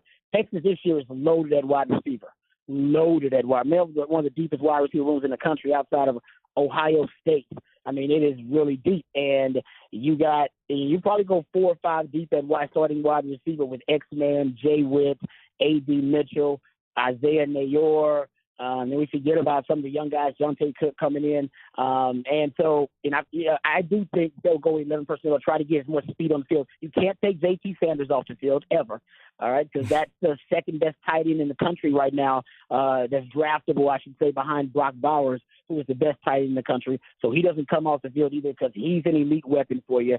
To me, it'll be 11 personnel. I know that's an easy, kind of boring answer, but you want your wide receiver on the field. The key is for Sark, you're going to blitz the defense with so much skilled talent offensively that they're not going to have enough defenders who can line up and play with those guys one-on-one. You don't want JT Sanders man-to-man against any of your defenders, really, because that's an advantage for Texas, unless it's your corner or your best coverage defender, which is usually not going to be inside on a tight end. X-Man will demand a double team as well. So you're talking about X-Man and JT Sanders, both on the field demanding a double team, having gravity, and you're going to leave Jay Witt either one-on-one. A.D. Mitchell's going to be one-on-one. So you're talking about picking your poison with this defense, with any defense that goes up against the Texas offense. So it'll be 11 personnel for me. Yeah, no, I think that's probably it's definitely the most versatile answer, and I agree it's the answer that gets you where this team's strengths are going to be. And I love that tight end position too, and not only the position, the way Sanders plays it. If they scheme him up right, that is truly dangerous. And then as you just laid out, Rod, these receivers, I'm specifically thinking of a defense. I got to deal with Sanders and all the routes he could be running, and I'm dealing with Whittington and everything he can do. Forget everybody else on the field for a second. Those two guys on the field at the same time, you put one on one side of the field, one on the other. You're forcing you've been out there, Rod. You've broken the huddles, and if you see that cat on the inside at the tight end position one way and say the other's in the slot on the other side, your defense has to do a lot of pre-snap thinking. I totally agree. And I was actually going to get into this on the show today, but I was doing some research about, the pre-snap shifts and motions. Basically, JT Sanders shifts in motions more than any of the tight ends in the country. But before the snap, they move him around a ton. If you'll notice, I would probably say the rate is easily, when he's in a game, he's moving more than 50% of the time, or shifting, or motioning. And that's good, because if you'll watch in the NFL, Andy Reid does it a lot with Travis Kelce. Yep. He's trying to hide him.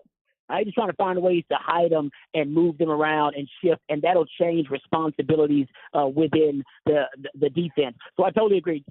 If JT Sanders one-on-one with a linebacker or a safety, that's a win for Texas. And I love Jay Witt because Jay Witt adds a power element to the passing game. Right? It's like you give him that little wide receiver screen, and he becomes a running back instantaneously. And he did that a ton. He did it versus TCU, one of the best defenses in the country. He can do that versus damn near anybody. And I want to see him do that a little bit more. That's why I love that element. And then you're talking about, and this is something that we didn't talk about a ton, but, you know, you got A.D. Mitchell, you got some great wide receivers. But Sark also likes Savion Red. They've been using him a little bit too. Listen, you go 11 personnel, put Savion Red out there. All right, think about what you can do. You can get real funky, right? Yeah. You can motion him in the backfield and go from 11 to 21 personnel just like that, real quick. All right, him in the backfield. Or you can start out in 21 personnel with Savion Red in the backfield and another running back in the backfield and shift him out and go 21 to 11. All right, you could do some real freaky stuff with a guy like that, changing up your personnel literally during the actual snap itself. And I think that you might be in store for some of that stuff too. He's got JT Sanders allows you to do that too. You can move him around. You can put him in the backfield and also take, you know, what is he, 11 personnel essentially, and make it 20 personnel because he becomes an H-back shifting in the backfield, which they've also done. Did that last year too. And essentially you have a 3 wide receiver pack and you got him in the backfield and then he gets matched up on a linebacker because responsibilities are linebackers. They cover the running backs in the backfield and technically he would be a running back. Oh, you can get real crazy, man. So I think Sark may do that this year, too. That's fascinating stuff. Check out Rod, of course, on Ball Don't Lie this afternoon. And if you haven't checked out the Longhorn Blitz podcast, that kind of football breakdown, it's even deeper than that with Rod and Matt and Jeff. Each and every week, it is Wednesdays and Thursdays. We bring it to you. You can get it wherever you get your podcasts as well. Wednesdays and Thursdays at 7 moving forward as we're into the summer scheduling. Rod, always appreciate the time, man. I'll see you here in a little while, and we'll be listening as always. All right, thank you, brother. I'll see you in a second. Rod Babers, good football stuff there, breaking down Texas. I kind of figured he'd end up at 11 personnel there, and it does make sense with this group. Rod just laid it out for you. That's exciting stuff. If you're a Texas fan and you're into the football X's and O's of it, that's what it's about. The discussions that you can have, the pressure you can put on a defense with certain personnel groups, the groupings, the motion. I'm with Rod on the pre-snap motion. I've been saying it ever since Sark got here. The discussion we've had on this show is it's that old thing about you say, well, that offensive coordinator, he just gets too cute. To me, it's the opposite for Sark, just like it was with Greg Davis. It's not that they get too cute. It's that they stop being cute. They get too predictable and they're not cute enough. My thing for Sark would be, no. You need to bludgeon them with your cute. Your cute can kick their ass. That's what you need to keep thinking. That's what it is. Keep showing them that. That little motion thing there where you showed them something fancy and then you just pounded it right up. Do that. Then next time, do something else. Then next time, work something else off of it. Don't let it slow down and stagger into something that turns predictable. Keep it at that level. That's what I think this offense needs to do. We'll see how it looks in 2023. How about 64 days from now, Texas fans? Texas and Rice. And, of course, you'll hear all the games right here. Up next in your Flex 30 segment, which Flex athlete is going to make the big decision on Sunday? And what big decision out of Copper's Cove is getting made today that the SEC and the Big Ten both care about? We'll tell you on the Horn. Hey! We're taking the Buck-Ons and Buck-Offs to Twitter. Bucky and Aaron are partnering with the Austin Gamblers, and we want your shout-outs. Follow at the Horn ATX on Twitter and use the hashtags Buck-On or Buck-Off. Qualified tweets will put you in the running to win a pair of tickets to PBR Gambler Days at Moody Center in August. We're picking a winner weekly. Bucky and Aaron's Buck-On and Buck-Offs, powered by the Austin Gamblers. Visit hornfm.com now for contest details. If the price you see is the price you want to pay, come see Henna Chevrolet. I went to sign the papers for a new Tahoe and saw the price jumped almost $4,000. I thought it was a typo, but turns out it's for overpriced add-ons like tent and floor mats. So I called Henna, got a price, brought a check, and left with the Tahoe. For a lower price made clear, find new roads at HennaChevyAustin.com.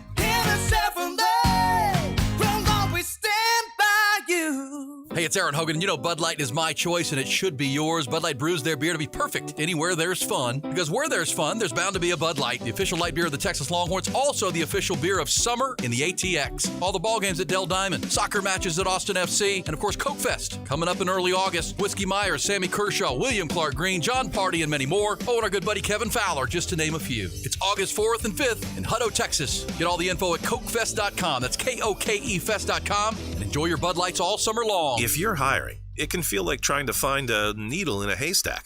You can hope the right person comes along, or you can just use ZipRecruiter. Like Marco, president of operations at Telly Tires and Auto Centers.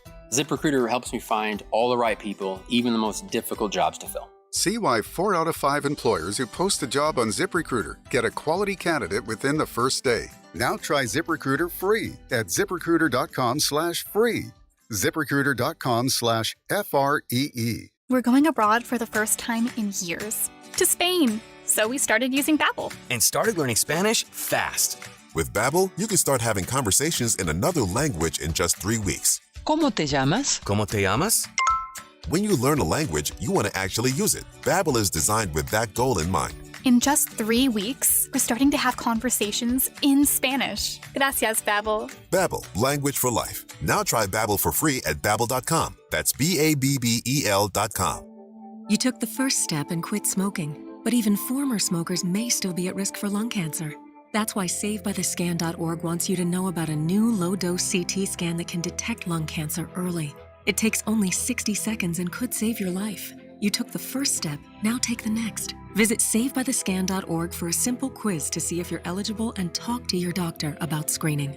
SaveByTheScan.org is brought to you by the American Lung Association's Lung Force Initiative and the Ad Council.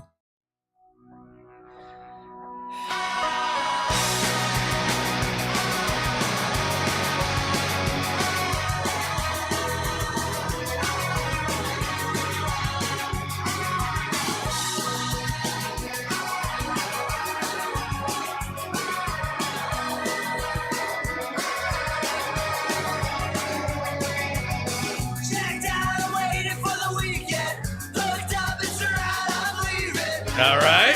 Rolling through a Friday. A little bit of a, not sure what I would call this, kind of a pop rock vibe, though. A little rough, though. Got a good edge to it. What era are we talking about? This album came out 2016. 2016. Almost 0% chance that you get this one, but this was one of my favorite bands in high school. All right. There are, let's see. There are a couple bands in my head right now. I'm going to say Arctic Monkeys. Love Arctic Monkeys. Similar vibe, but this is the band Fiddlar, Fidlar. No, it wasn't coming off of that, yeah. So was it? That wasn't the dumbest guess ever?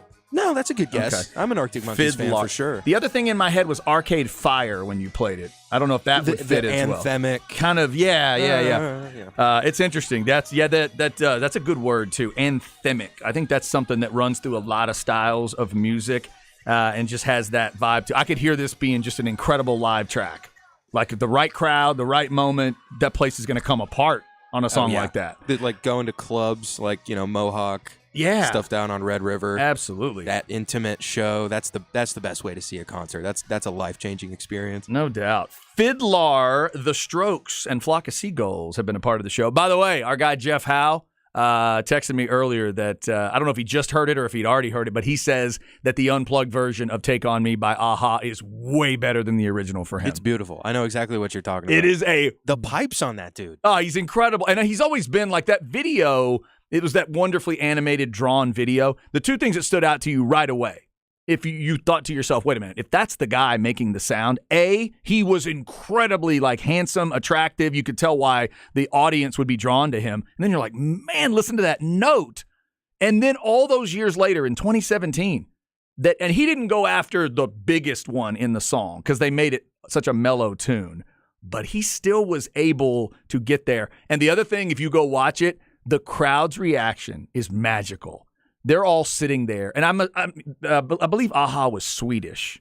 Yeah, is that right? Some Scandinavian country. So I don't know if this was in Sweden or if they were just in Europe, what part they were in, but those people were just just completely magnetized by the whole thing. It was incredible. All right, so a lot of good music on the show today, and we'll talk a little music here and there. Isaiah continues his honeymoon. For the person that texted earlier, by this time, it's very possible that Isaiah is not a virgin anymore. That is well played. It is his honeymoon, after all, in Cancun. All right, let's get you a flex segment. There's some big decisions to be made. One of them might have already been made. Let's find out.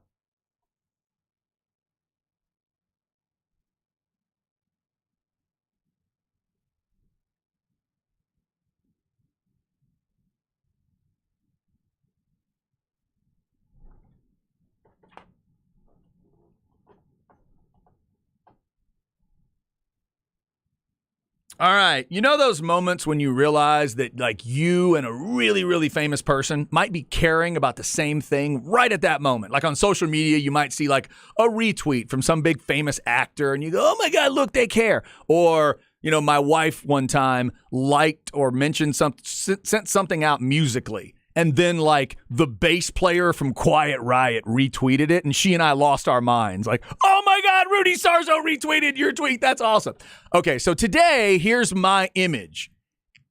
Today, I care about a commitment from an athlete, and I'm looking it up just like I imagine Nick Saban is. That's the feeling I have. Oh, and Jim Harbaugh. He really cares about this one, too.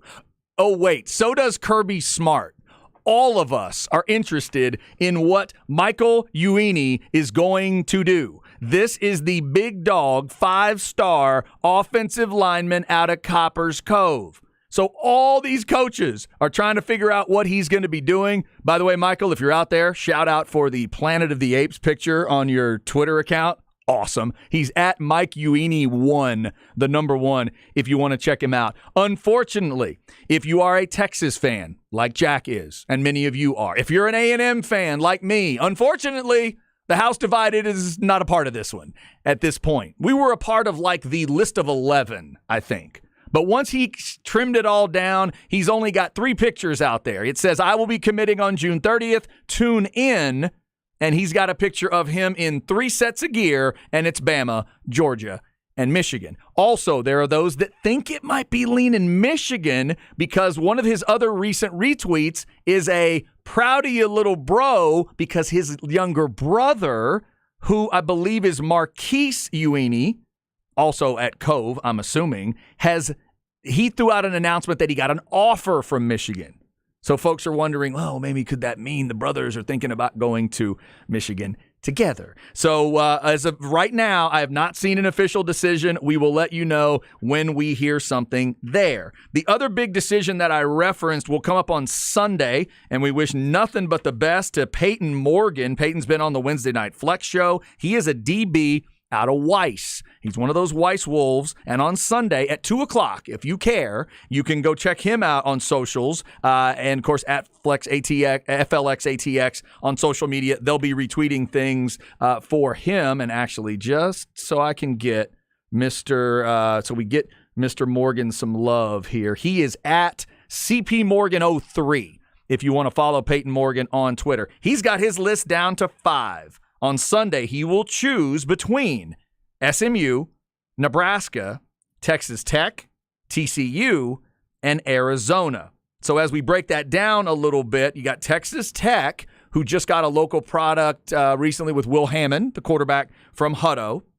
He's got both sides of the skillet rivalry, SMU, TCU, Nebraska, and Arizona. Now, remember why TCU might be interesting there. His teammate, Adrian Wilson, out of Weiss, the big receiver we've been talking about. Adrian just committed to TCU.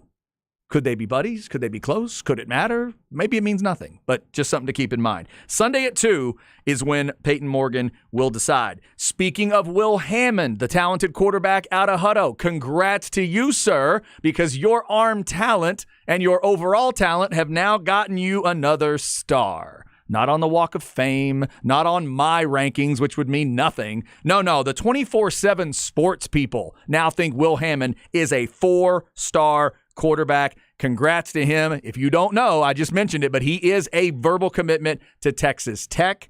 I don't know At this moment, I'm assuming that is about as firm as it could be, but he still does have a senior season to go. Jack, you know how that works. Sometimes those offers change a little bit. Merry Flipmas. Yeah, it can happen. Just ask the folks in Waco about a man named Novosad. They'll punch you in the face, so run as you say it. But things can change right towards the end. Will Hammond, congrats for that 4th star. Couple other names to mention. Nico Hamilton. You hear our man Mike Harge call him kinfolk. He had a visit to Columbia. He's got some big-time Ivy League, some of those big-time educational schools on that list. Whew, the Columbia. That'd be a hell of a degree to go after. Nico Hamilton, the talented running back out of Lake Travis, has a Columbia visit on his schedule right now. And the last name to mention, actually a couple more that are headed to Air Force. So we'll give them not only a congrats, but a thank you for your service. Caden Romo is an offensive and defensive lineman out of Wimberley. He has committed to Air Force, and so has Westlake's Jake Helms, the talented long snapper that we've told you about. Jake was our long snapper. If I'm not mistaken, he was the first all-flex long snapper on our team last year, and he has committed to Air Force. So again, to those 2 young men, thank you, or congratulations, but also thank you for your service as they will be headed to the Air Force Academy. And remember, coming up in July, we're going to have that all-flex watch list. If there are people out there, if there are players out there we need to know about on the football side, let us know. And just like I said, we break it all the way down to special teams guys, kickers, punters, long snappers, return specialists, as well as D linemen and linebackers and receivers. If there's somebody out there that you are connected to in some way and you feel like, man, they need to know about this dude. Did y'all know that the left guard at so-and-so had 20 pancakes last year, and I don't hear people talking about him, and he's in the weight room, and he's lifting trucks, not weights. They bring trucks in. They, back the trucks in, and then he lifts the trucks for an hour and then goes home. If that's happening, and you, especially if you have the video of him lifting the trucks, that's awesome. Send them to Flex at FLXATX on the social media. I admit, I get a little too excited watching weightlifting videos. I did not think I would, but when these high schools send out these summer workout videos and these dudes are on the squat rack and there's plate after plate after plate out there and they're all screaming and yelling for him to get the weight, and then he gets the weight, that's awesome. I love that stuff. Love it. Flex segment every day at 1:30.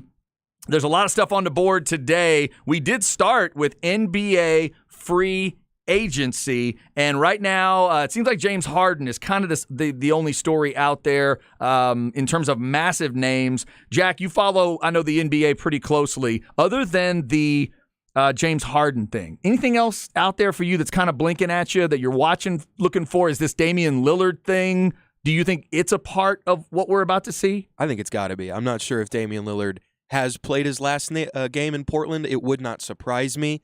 I hear he was not too happy that they didn't trade that pick. They went with the youth movement and Scoot Henderson. And by the way, if Scoot Henderson falls to you at 3, you're not going to trade that pick. Yeah. He's going to be a fantastic point guard in this league. He's he's like a Russell Westbrook. Yeah. So I think Dame, it might be in his best interest even to ask out, because Portland has a lot of promising young players and they all happen to be guards.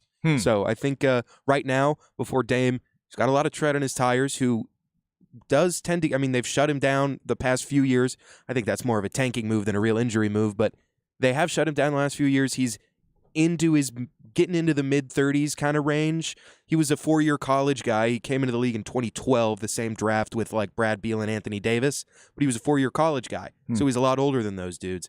But with Damian Lillard, I know he always says, he says it all the time, that he wants to stay in Portland and build in Portland. Yep. But if they're not, there's no avenue, there's no move to me that makes them a contender this year. So I think if I'm Portland, I move on. So yesterday, while I was talking with Patrick Davis about the Spurs and how he was glowing about Victor Wembanyama and all that stuff, I've been trying to figure out, well, who do you put with Victor Wembanyama? Somebody, probably was a Spurs fan, they texted in, hey, what about the Damian Lillard idea? What about Wembanyama and Lillard? Because that's the type of player I keep thinking of as, who could you put with Wembanyama that could really start the momentum where Spurs fans want it to go?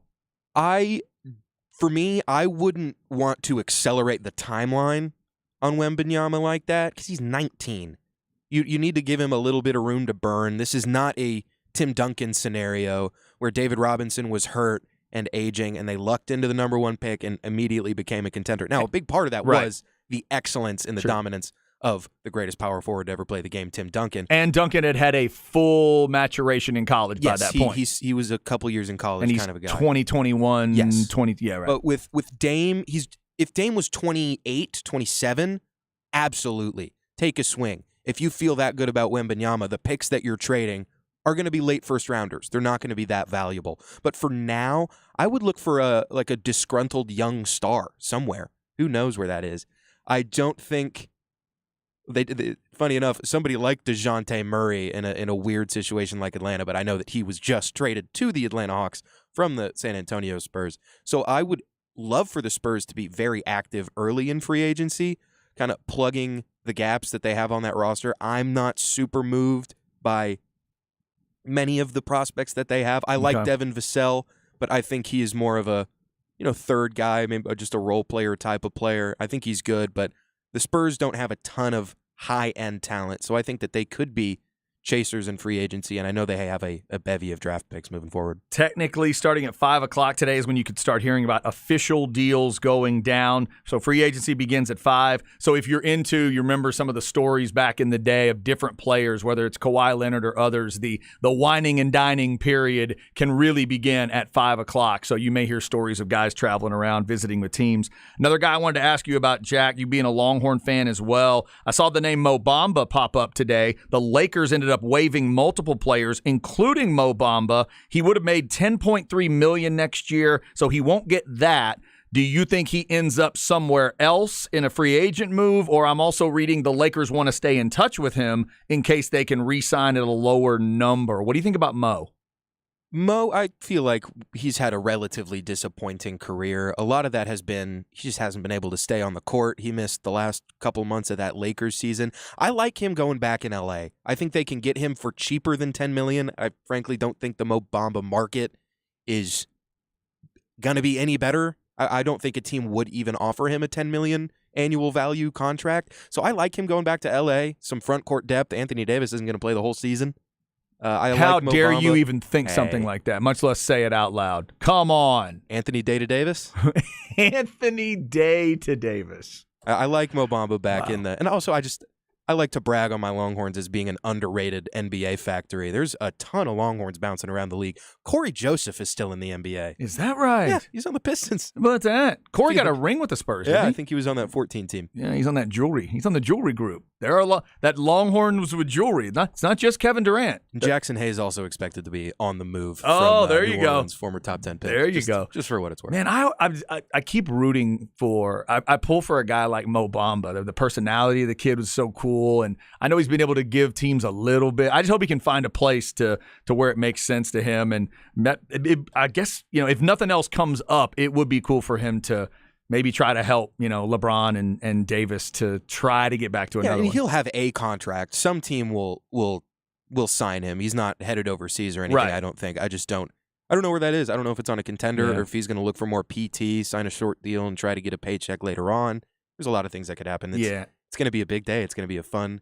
It always Fun one. is. No, it's always wild. Hopefully Mo doesn't get lost on like a bad non-playoff team. That's what I'm hoping. Hopefully he gets, on a team that'll matter like the Lakers. Maybe not, Lakers not necessarily going to be your pick for a championship next year, but they're a team that's going to be in the mix for hopefully the playoffs. And then we'll see if Mo can be a part of that. So keep your eyes peeled for Mo. 5 o'clock today is free agency. And when it begins, James Harden, the biggest name right now everybody's looking for. He opts in with Philadelphia, but the idea is that now the Sixers can look at a trade so they get something from James Harden and moving him, and thought is maybe it's the Clippers, maybe it's the Knicks. He apparently at one point wanted to go to Houston, but it looks like maybe that is not going to happen, but you never know. So all that's out there in the NBA. Coming up at 2:05, back to the Longhorn discussion. Jeff Ketchum, orangebloods.com. We'll talk about the week that was in recruiting. What does he think of the running backs and offensive linemen that Sark and, for that matter, Tashard Choice are stacking up, and Coach Flood, and Coach Flood are stacking up right now. We'll get to all of that. Up next, where are we at in society? We'll see what Jack wants to talk about today on The Horn. Hey, Hey! We're taking the buck-ons and buck-offs to Twitter. Bucky and Aaron are partnering with the Austin Gamblers, and we want your shout-outs. Follow at The Horn ATX on Twitter and use the hashtags buck-on or buck-off. Qualified tweets will put you in the running to win a pair of tickets to PBR Gambler Days at Moody Center in August. We're picking a winner weekly. Bucky and Aaron's Buck-On and Buck-Offs, powered by the Austin Gamblers. Visit hornfm.com now for contest details. Like sports, business is about winning. Championship decisions are business decisions based on what it takes to help your company win. And that's why there's UBO Business Services, specializing in helping you win every day by streamlining workflow and allowing you to better communicate within your organization and with your customers. Make your championship decision with UBO Business Services. Visit them at ubeo.com. Great people, great service, endless possibilities. Hey folks, it's Bucky here, and I want to tell you about one of my good friends over at Syntex Tickets, Shelby, the best local sources for tickets you need. Syntex Tickets has tickets for every event, from college football to college basketball, NFL, soccer, the theater, Las Vegas, and of course Broadway, South by Southwest, MotoGP, and the PGA. Syntex Tickets is also the best source of tickets for the University of Texas and for future Longhorn and A&M tickets and more. Visit syntextickets.com. Yo, Shelby, get them to me, and get them to me quick. O'Reilly.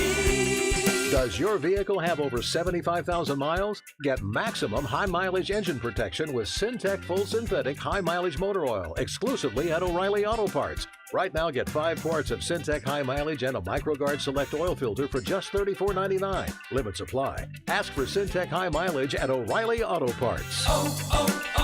O'Reilly Auto Parts. It's time to warm up that scoreboard and get ready to bring home the win with Specs. Specs has you covered with lower prices on all your favorite fan fuel. From craft beer, rare spirits, and world-class wine to chips, dips, and gourmet finer foods. And with same-day delivery when you order online or through the app, Specs is your MVP for the biggest score of the game. At Specs, the fun starts here. Here's to you, cheers to savings.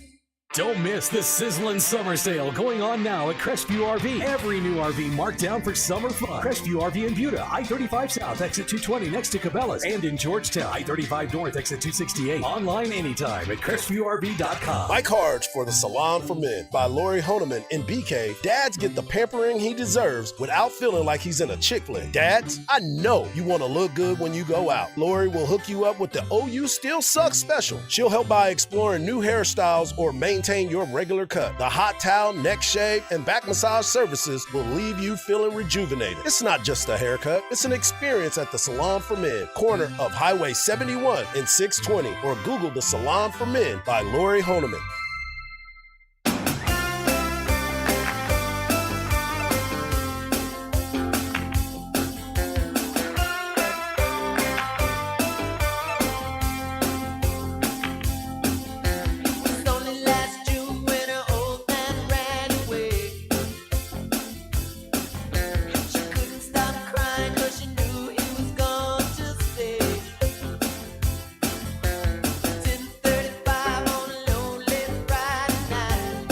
Starting to learn a little bit about Jack musically today. Jack Farrell joining me today. I'm Chad Hastings. Isaiah Collier continuing his honeymoon. He'll be back on Wednesday. No show Monday or Tuesday. Thanks to the bosses for the day off on Monday and Tuesday. That's very, very cool. All right, some good rock today from Jack. Now, Jack, at first this sounded like a much more of a modern track, but then the voice sounds like Prince to me. It is Prince. Okay. How far back are we going on this one? This is Sign of the Times, which I think is later 80s? Yeah. This is the song. 87. This is the song Sign of the Times. No, this is the album Sign of the Times. The song is I Could Never. Gotcha. I Could Never Take the Place of Your There Man. we go. Okay. It's up there. It's one of my favorite Prince tracks for sure. That's good. That's the biggest compliment I can give Prince on that one is 5 seconds into that song, you could have convinced me it was released 5 years ago. I mean, that song is very fresh for being 1987. That's up there in concerts I'm heartbroken I will never get to experience. Yeah, I'm with you there. I never saw Prince live. One of the great entertainers of all time, one of the great guitar players that some people don't know about. Underrated. Of all time. He has, he blew crowds away with the guitar playing in many, many situations. I never saw Prince live either, and it was so sad when he died. Prince, Fiddler, The Strokes, and Flock of Seagulls. Grab yourself some Prince this weekend. That'd be a good idea. By the way, speaking of music, how about this? Always love to see this. One of our listeners says, one of our listeners tells us, hey, go check out my daughter's band. And it's spelled D-I-E and Spitz. So I'm assuming that's either Die Spitz or it's German and it's D-Spitz. One of the two. At Mohawk on July 4th. Show starts at 3, and they're headlining. And I asked, okay, proud parent, I'm assuming a dad, I don't know. Are you going to be in the pit? And they texted back, of course. Very cool. Congrats to you. Going checking out the daughter's band at Mohawk. And we were just talking about small venue. That's a good small venue to go check stuff out at Mohawk. I've been to a couple things. I think what I saw at Mohawk, though, was comedy. I don't know if I've seen a music show there. I've seen a comedy show there, but I've never seen a band there, I don't think, at Mohawk. A lot of good stuff going on, obviously, around town musically. Somebody texted us, oh, my God, my first concert was Prince on the Purple Rain Tour. Freaking unbelievable. Well done. You got a good first concert, Chad? Yeah, mine's not bad. Mine is Tina Turner on the Private Dancer Tour. Hey, Tina Turner. I mean, it's the night I fell in love with Tina Turner officially. We were kind of in love before I walked in there. I'm in like 4th grade at this point. And it's still one of the best shows I've ever seen. So to get to see her and have it be the first concert, that is a good one. But I think Prince on the Purple Rain Tour might trump that one. That's pretty good. And a great album, too. That is good. What was your first concert? I got a good one. Over at the Frank Irwin Center. Not a great album, but I saw Bruce Springsteen. Oh, good Lord. Was my first concert. And my claim on that is Clarence was still with us at the time. Excellent. Clarence Clemens, the saxophone player. Sure. And I don't know why, but apparently they didn't play this song all that often, but they played Jungle Land. And that's a big deal? And that's the one with like the 2.5 minute, just like tear your soul out sax solo. Clarence was ripping. I was like 9 years old, being like, this is the greatest moment of my entire life. All right. I love the fact that you're enough of a music snob. You said the album that he was touring wasn't that great. What's the album he was touring? It was the same one he did at the Super Bowl. It was the Working on a Dream album, which I mean, he's like in his 60s at that point. You're not there for the new stuff. Oh, I love how music fans can get silly. And Springsteen fans can get silly talking about that dude. Shout out to Bruce. That is a great first concert. All right. We got Jeff Ketchum coming up from orangebloods.com. We'll talk recruiting from the week, plus some of those politics of sports with the NCAA and this law that's going to give Texas A&M, and anybody that wants it a little more power in the state to raise money tomorrow for certain things like NIL. We'll get into all that. Right now, though, let's go where we at in society, see what Jack wants to talk about. All right, Jack Farrell, we've already discussed your Astros taking on my Rangers. Big series in Arlington this weekend. What do you want to talk about today? I want to bridge some gaps on this NBA free agency thing. Okay. I want to get your thoughts in just a moment on what your Mavs are going to do, what you think the needs are. But first, I want to shout out our guy, Shams Charania, for 2 new rule changes in the NBA this year. Oh. There is now an in-game penalty for flops resulting in a technical foul free throw, and good Lord, a second challenge is awarded to a coach if they win their first challenge, which I am very happy about. That should have been a rule just to start. One of these days, they're going to get it. One of these days. Flopping. One of these days. First, before I get to that, let's start with that. On its face, it kind of sounds like a good idea, but hard to enforce. Yeah, but flopping, really? You're asking these NBA officials to throw all that intent in their head and try to figure out what the player is doing, and then the old school idea of just getting there and getting your position and taking a charge. Now I'm going to get. I mean, a really good taking of a charge is a flop. Can we all agree with that? NCAA just got rid of they just changed the passing crash rule going into this season as well.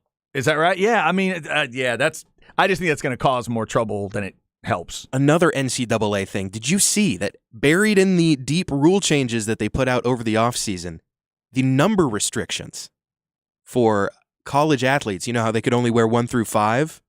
Right, yeah. You told me about this earlier, but you didn't go into the detail. What is this now? It's going away. Back in high school, college, the old school days of basketball, you could only wear numbers 1 through 5, 1 through 5 or 0 through 5, 10 through 15, 20 through 25. You couldn't wear 6, 7, 8. Right. That's going away. It's so that the officials could signal That's fouls what I always understood. to the scorers table. Yes, but in the NBA, then like Bill Russell, who played in the 60s, he was number 6. Right. So they didn't have it in the NBA, but in amateur basketball, it was always that way. And they announced that they are getting rid of this, and Bronny James has already announced he's going to wear number 6 at USC. Is that right? Yeah. So, see, to me, it was number always talk. Yeah, it was always easy. You can do a single number as long as the official can, in 2 hands, he or she can tell you who the player is. So if you're 6, you just give me a 5 and a 1. I got 6 for a foul. The issue would be if you let the numbers above 5 go. If you let 6 through 9 happen, that's where you get in trouble. How do I tell the scorers table number 97 committed a foul? I've never understood it either. Why in the NBA can the officials signal to the bench just fine, but in the amateur ranks, not so much? Yeah. Maybe they give the little cards with numbers on it. Maybe that's how it could work. I didn't realize that rule had changed. Now, back to the NBA thing. In addition to, so you said the flopping, and what was the second one again? The coach's challenge. If you win your challenge, you get another one. When are all the other sports going to realize, like I've been telling them for years, that tennis has perfected this thing and they all need to follow tennis? In tennis, you get as many correct challenges as you need, and you get a certain number of incorrect challenges. Why can't they all just do that? Stop connecting it to timeouts. In football, I think that's insane. I'm the only person that does. I'm the only human being I've ever met that thinks that doesn't make sense. Everybody else thinks it's logical. Stop connecting it to timeouts. Stop giving, well, it's one time. You get one. Well, what if there are 2 bad calls? No, you just get one. What if it's a playoff game and you get one? That's dumb. At least I'm glad they're at least expanding the idea, but that's what they need to focus on. Give them certain number of incorrect challenges. But if you screw up, officials, 8 different times in one game, and one coach wants to tell you 8 times, hey, I think you missed it, and you missed it 8 times, guess what? He gets to do it 8 times. To me. Everybody else says, well, Chad, they'll take advantage of it. Well, we'll get calls right. We'll get calls right. But that's just me. So this year, so you're saying make or miss, whether it gets taken away or not, every coach now will get 2 per game in the NBA. You're going to hate this. Is that right? No. No. Only if you get it right. Oh, God. If you get the first one right, you get the second one. Yes. That's what football did for a while. They thought that was such a cute idea. You should just get to keep going, and you should be able to ride that hot hand. And then they'll say if the officials keep getting it wrong, then they should keep overturning it. The Eagles now have another challenge. So stupid. I always go back to the same moment in a Super Bowl where there was a fumble in the Super Bowl. Bucks, Raiders. Fumble on a kick return from Michael Pittman. Michael Pittman Jr.'s dad, the guy who's in the league now. He fumbles the ball, and the Raiders covered. It would have been a huge momentum shift. They go back and look. He was down. Knee was down, and it was there. And I can't remember what the rule was at the time. I think it was one where I think they were in the challenge era maybe, and Gruden got to challenge that one. But I always thought back on that like, well, what if you didn't have the challenge? Or what if they hadn't looked at it or whatever it was? So you're telling me late in a Super Bowl, because I challenged, I've used up my challenges, or because you don't have a timeout. Again, the two don't have anything to do with each other. If you screw up the call, we should be able to fix it. So hopefully they can get a little closer to that. But yeah, we'll see how that works in the NBA. I think that flop thing causes way more trouble, though. That's going to be a troublesome call in the NBA. We're already on to flopping, and they're trying to figure it out. And now you're telling me they're going to legitimately call. I can't wait to see. Please send me a video. Get us videos, NBA. Draymond Green is going to have a stroke. He's going to get called for one of these, and he's going to lose his mind. Please send an uptight member of your staff, NBA, to all 30 teams during the workouts in, when do they start training camp? October. Send it to all the teams. Please video it as you go through. Show up with a video with all your little cut-ups and then make sure we get a good taping of it from like at the back of the room. And give me the unedited raw footage of those players cussing and swearing and throwing things at the NBA Nerd. I was hoping we would get that in the bubble, just full swears on TV. Never came true. Yeah, that's weird. The official flopping call. Add a way to get fans to watch your sport. You're already losing fans here and there, NBA, and now you're going to probably lose a whole lot more. 2 o'clock hour coming up. We'll tell you why June 30th and July 1st matter a little bit. We got a couple of GOAT candidates with birthdays today in the world of sports and two very different disciplines. We'll get to that. Up next, though, let's talk some Longhorn stuff with Jeff Ketchum of orangebloods.com, the politics and the recruiting, which sometimes go together. We'll talk about it on the Horn. Hey, all you regulators. Cody Ryan here with the Outdoor Zone. TJ Graney, Beefsteak, and myself would like to invite you to join us every Sunday morning right here in the bunkhouse from 7 to 9 a.m. where we talk hunting, fishing, guns, and God. Yeah, it's just an old tin shack on the back of the ranch, but we call it home every Sunday morning from 7 to 9 a.m. right here, live in the bunkhouse or 24/7, 365 at theoutdoorzone.com. Sounds like another satisfied Quick Roofing customer. Mark Baker did a totally professional job from inspection to a completed roof replacement. Was always available to answer questions, patient with providing details. He was attentive to my needs on product selection and the timing for installation schedules, and he followed up both during and after the work. Quick Roofing is highly recommended. Quick Roofing believes if you can't take care of the customer, then you're not going to have a business. Quick Roofing has been around for 38 years. Schedule your free inspection at quickroofing.com. When it comes to selling your car, the easy money is at Henna Chevrolet.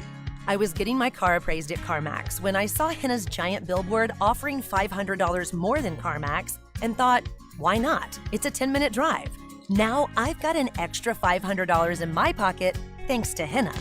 Just present your written appraisal offer within 7 days and you'll get $500 more, guaranteed. Come get your money at HennaChevyAustin.com. Find new roads. Real Texans are genius. Bud Light salutes you, overly dedicated Texas Longhorn fan. How come? You show up to every UT football, basketball, baseball, volleyball, and ball-related sport there is. Ping pong. Each game, you slather your entire body in burnt orange. Every nook and cranny. Yes, you're brewed in Texas, and so is your Bud Light. Enjoy responsibly. Texas Edition Bud Light beer cans. Anheuser-Busch, Houston, Texas. Straight Music has moved down the hill a bit, and the new location is now open, and it is absolutely gigantic. You know, they've been serving Austin since 1963, and this is the best store yet. BK's and Walsh Talton. With the acoustic and electric guitars, band and orchestra, Austin's only Yamaha piano dealer, pro audio, keyboards, drums, and so much more. At the brand new Straight Music, BK's Road in Walsh Talton, less than 2 miles west of Zilker Park, and also, of course, still at 13945 North Highway 183. From the UBO Business Services Studios, you're listening to KTXX-FM and HD1 BK, KTAE-AM Elgin, K270CO Round Rock. Guests on the Horn appear courtesy of the Vaqueros Cafe and Cantina Hotline. Vaqueros now delivers and offers curbside pickup. For info on placing your lunch or dinner order, visit vaqueroscafe.com. It's the joint.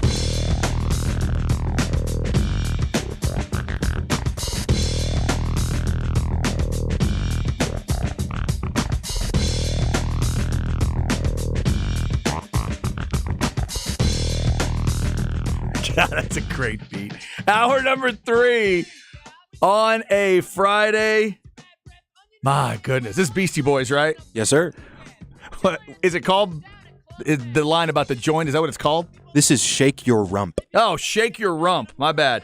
My bad. Beastie Boys. I don't know what you call it, but those kind of beats, that kind of sound where it feels like the sound is just spreading across your head, your ears, your car, and everything. That big, thick, fat kind of beat sound. That's incredible.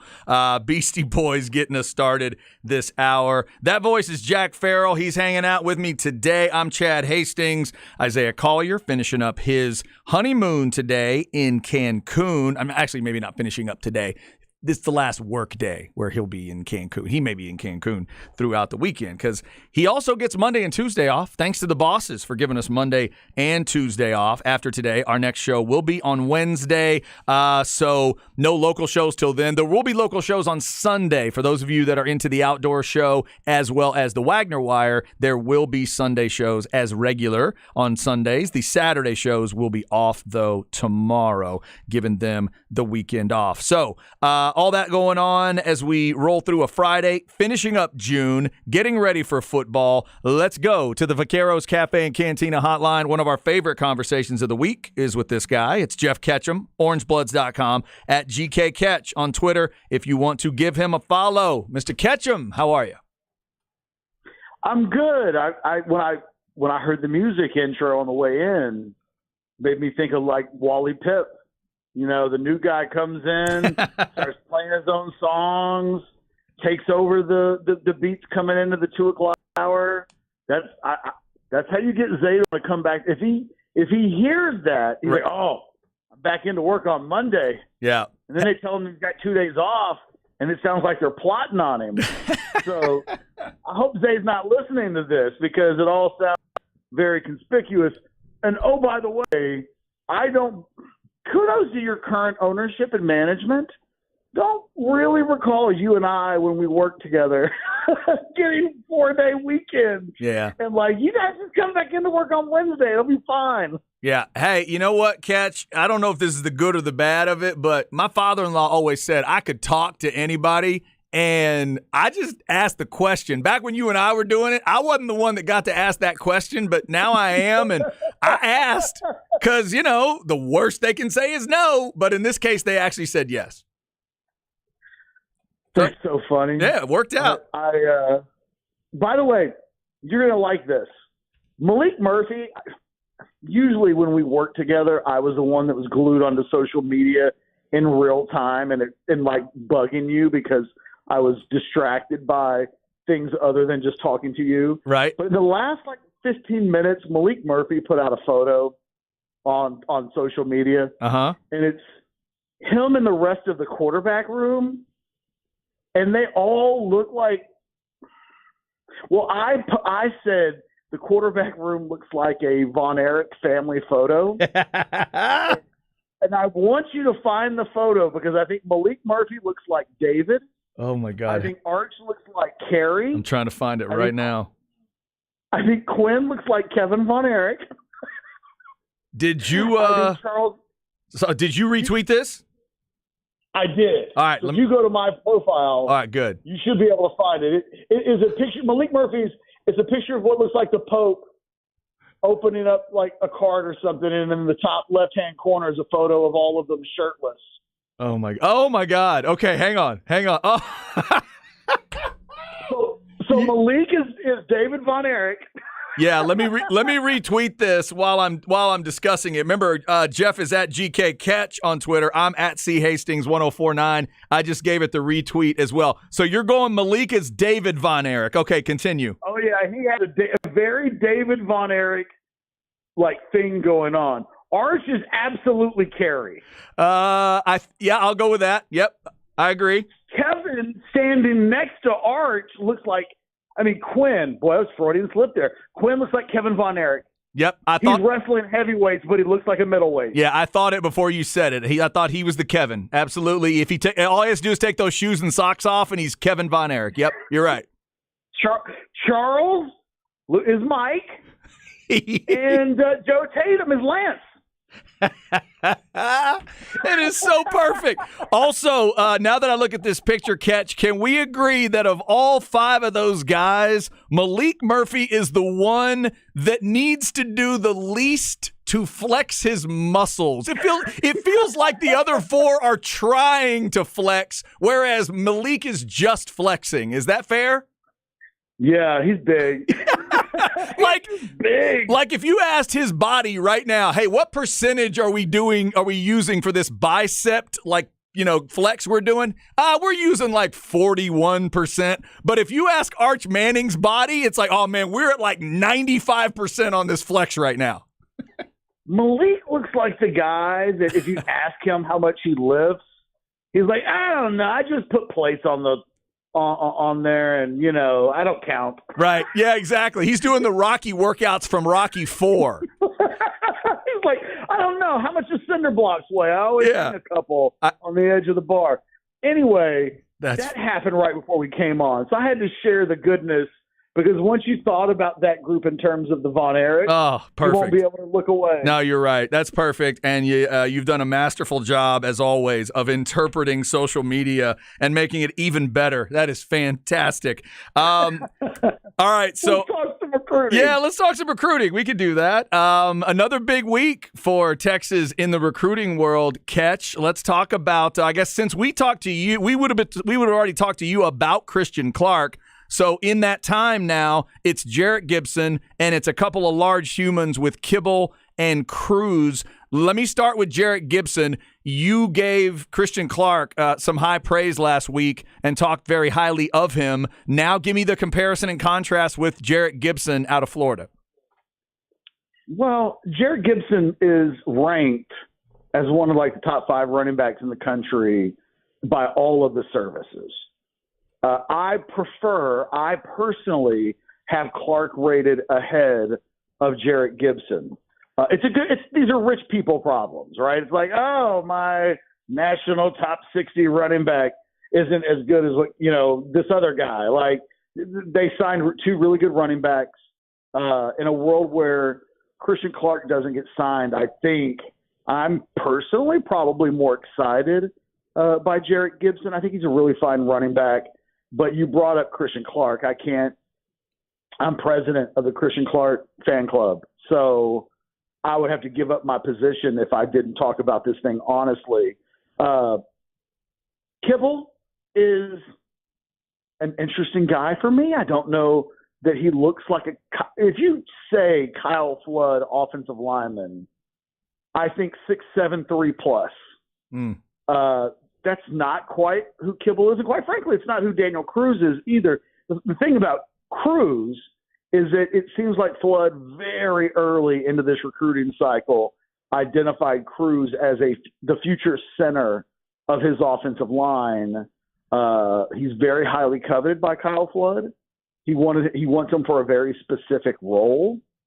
And he might be the best true center prospect in terms of projections, the way Texas is looking at this, that they've signed in a while, even though nationally he's not the most physically imposing guy. Most centers aren't. But he's a guy that at a position that's hard to find, Texas got the guy that it wanted. So I think it carries a little bit extra important. There's a little asterisk value to it in that whatever the national services think of him, Kyle Flood thinks twice as highly of him, and that he's slotted for, like I said, the center position makes him a little bit unique.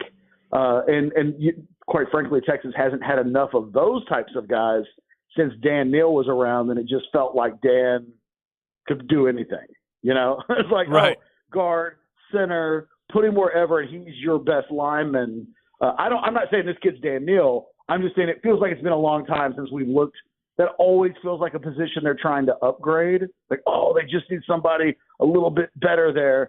And there's a sense, I think, behind the scenes that Daniel Cruz could end up being the guy that it just seems like forever Texas has been looking for.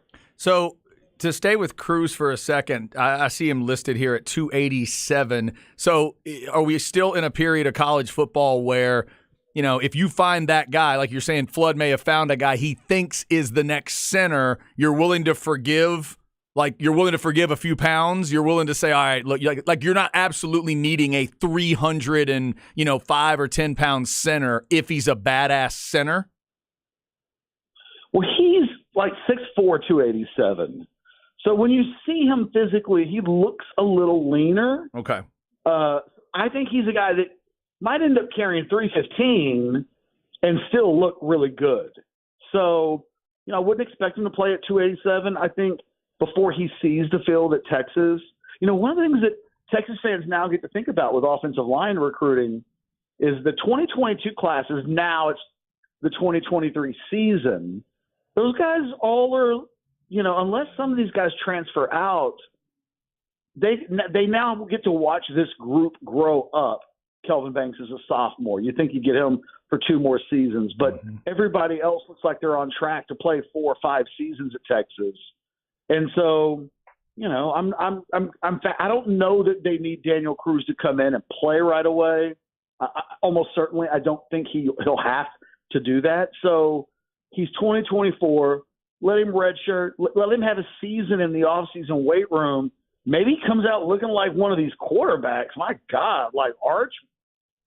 I never thought I would say Arch Manning looks like Kerry Von Erich, but yet here we are today. I never would have thought that would be a sentence that came out of my mouth. But maybe they're able to do something a little bit like that with Daniel Cruz. And by the time he's 19, 20 years old, instead of 287, he's 315. And then I think a year or 2 into the system, you may be able to slide that guy in, and he has a chance to be the best center that Texas will have had in a long time. So, Ketch, remind me, I know there's a lot of different scheduling things that go on here. We're going into the 4th of July weekend, so I'm guessing there's not a lot of official visits maybe going on. Is there any parameters coming up with official visits? Is there a period of time that's ending, or can they roll those all the way through July if they want to? I mean, we're in a dead period. So okay, so no visits right now. Correct. Okay. You'll see visits after the dead period ends, like that last weekend in July. You will see schools have like pool parties. It's like that last event before everybody goes back to school. And before, quite frankly, they start, August becomes the month that high school players want to start focusing on the high school season. College coaches are in camp. They'll take your commitment. They're always recruiting, but they really want to focus on those 15 days of practice. So that last weekend in July, there will be a something for everybody. Like you'll see, if you're following Twitter and you're on social media, you're on Orange Bloods, it'll be a weekend of note. But, for the most part, the visits have stopped, and now the commitments are unfolding because guys, we are, for guys who say things like, I want to make a decision before my senior season, here we are. Yeah, and they really just start coming off the one at a time, bang, bang, bang. Yeah, any big names that you're kind of watching for in the next few days? Getting the graphic ready, so to speak, for maybe commitments that you think are coming. I mean, I think Texas is going to get 3 tomorrow. Wow, good grief! Fair enough. So I think Texas is going to get there was some thought that Texas was going to get a commitment in the next 45 minutes. Okay, and it looks like that has been delayed. When I did a show at 11:30 this morning, doing some buy or sell. How about that? Nice. And I was doing a little buy or sell, taking it back a decade. Plus, God, it's been a long time. Yeah, it has.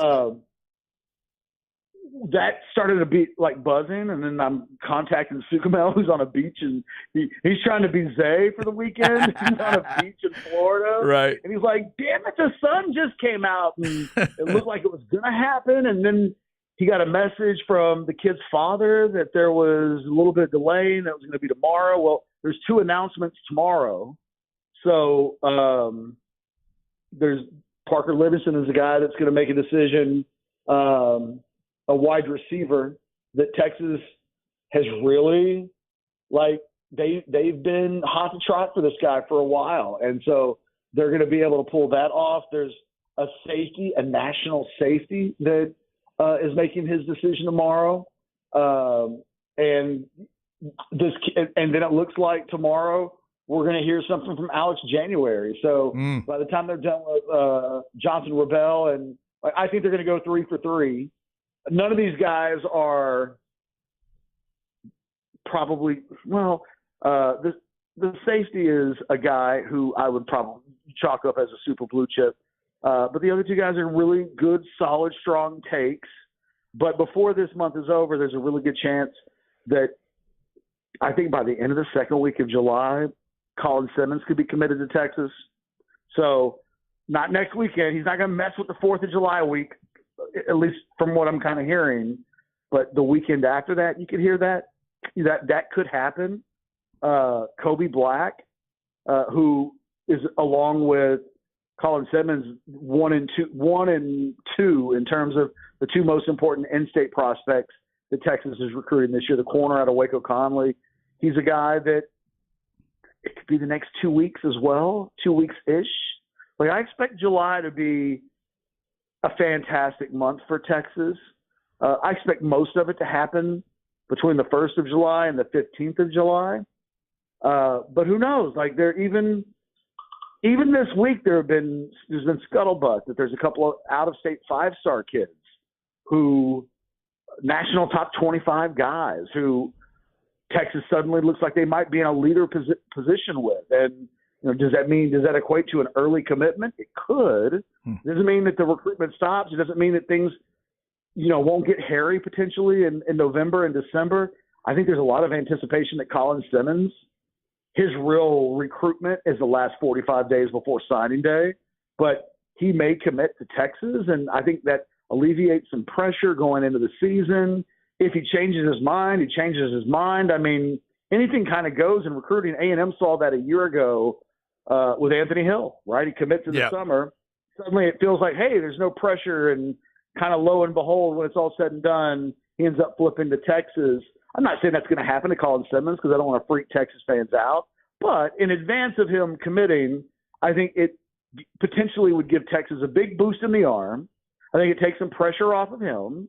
But it also lets him live with the decision. And again, I just, there was some thought. He's still, in theory, there's visits to A&M and LSU to take. And he could either take those while he's committed, before he's committed, whatever the case may be. I think there's a good chance that he's just going to commit to Texas. And then Texas fans will just have to it happens, right? Like, you get commitments, and sometimes for 6 months, the babysitting can be kind of draining. But, like, that's the world that Texas lives in. Like, oh, my God, poor Texas and their potential 5-star commitments, and then having to hold on to them. But, like, that's, we don't want to be naive as to believe, hey, he's committed and it's over, and the next 5 months will be there'll be no ups and downs and peaks and valleys. Like, there still could, but nobody's in a better position than Texas is right now. And all things being equal, if you were going to be one or the other, you'd rather be the school that he's committing to rather than the school that really has some uphill climbing to do. Yeah, that's true. First world and 5-star problems sometimes go together. All right, Ketch, before I let you go, I've been trying to figure out this week how to ask you the NCAA kind of political question. So I'm going to try it this way, and we'll finish off with kind of the house divided here. As we think about the Longhorn Foundation and the 12th Man Foundation changing something tomorrow. This law takes effect, and those two entities can now do stuff they've never been able to do, supposedly, in terms of asking fans, specifically, boosters, fans, whatever, specifically for like NIL money. What I'm asking you is, do you really think it changes that much? What those two organizations are going to be able to do starting tomorrow? Is it really going to give them any more power in recruiting than they have today? Probably not, like from 30,000 feet up.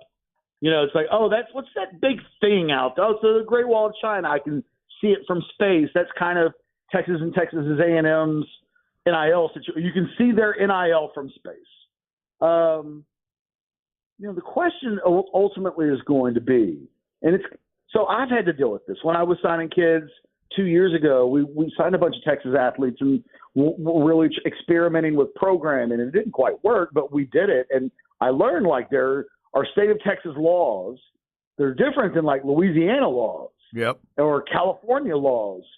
So Texas is going to have law on the books in place that the NCAA may not be like cool with completely. And I think the real question is what is the NCAA going to try to enforce with Texas and Texas A&M, where they can say, whoa. Your law does not supersede our state law.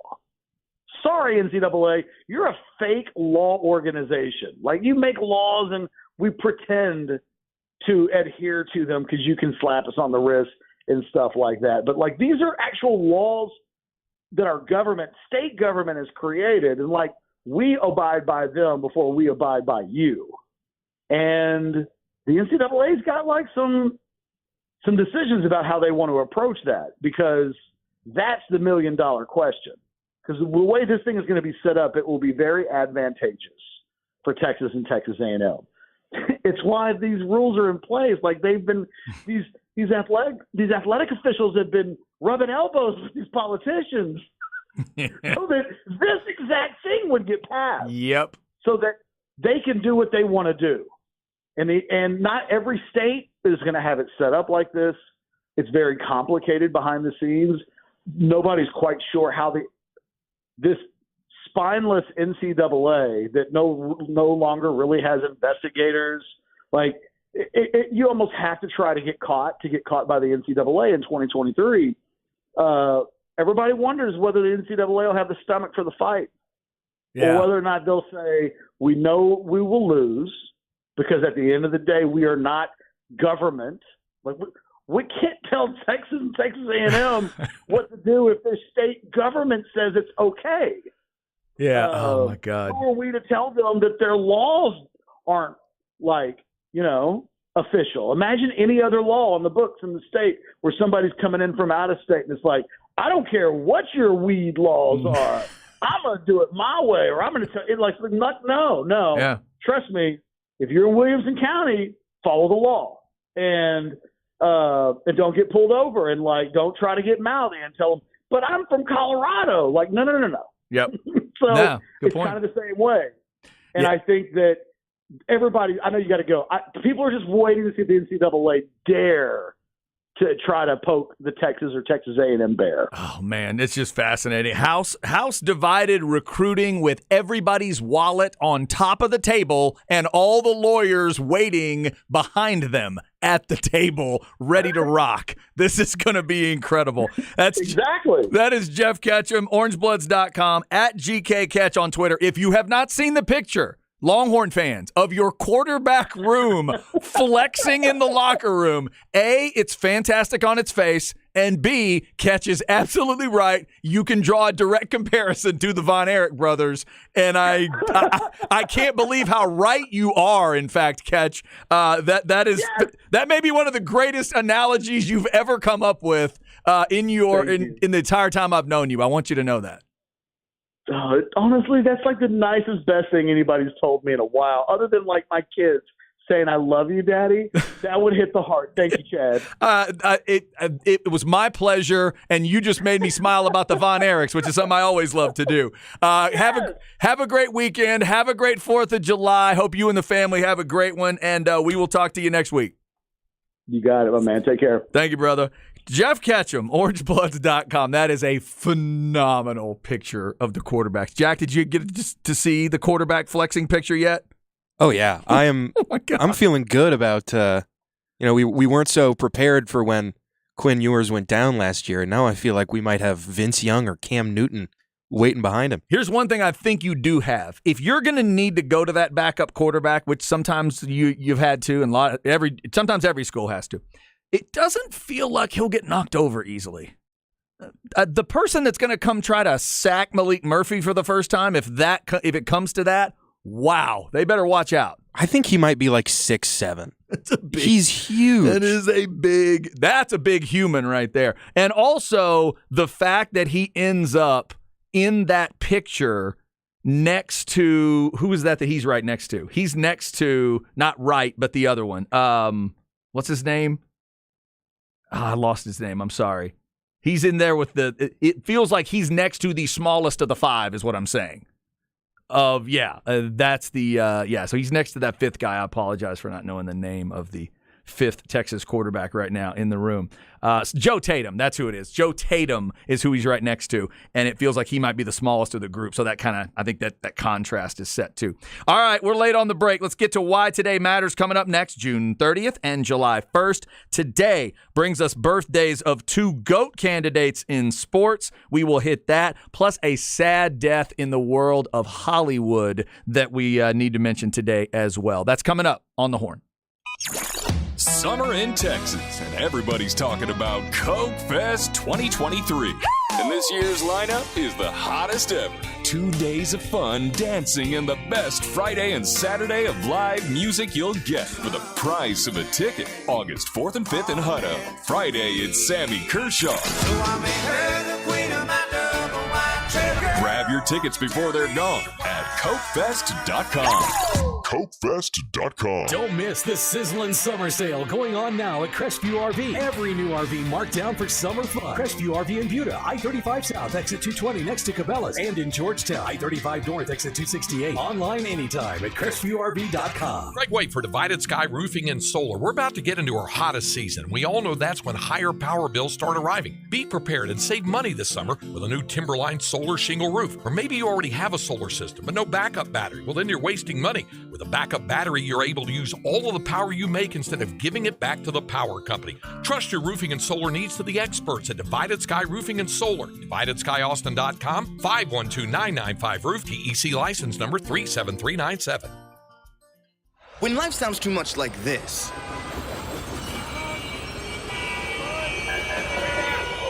it's time to consider more of this.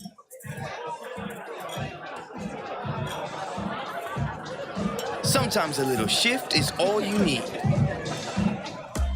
A dose of perspective. Dos Equis Lager. Get a dose. Enjoy Dos Equis responsibly. Copyright 2021. Imported by Cervezas Mexicanas, White Plains, New York.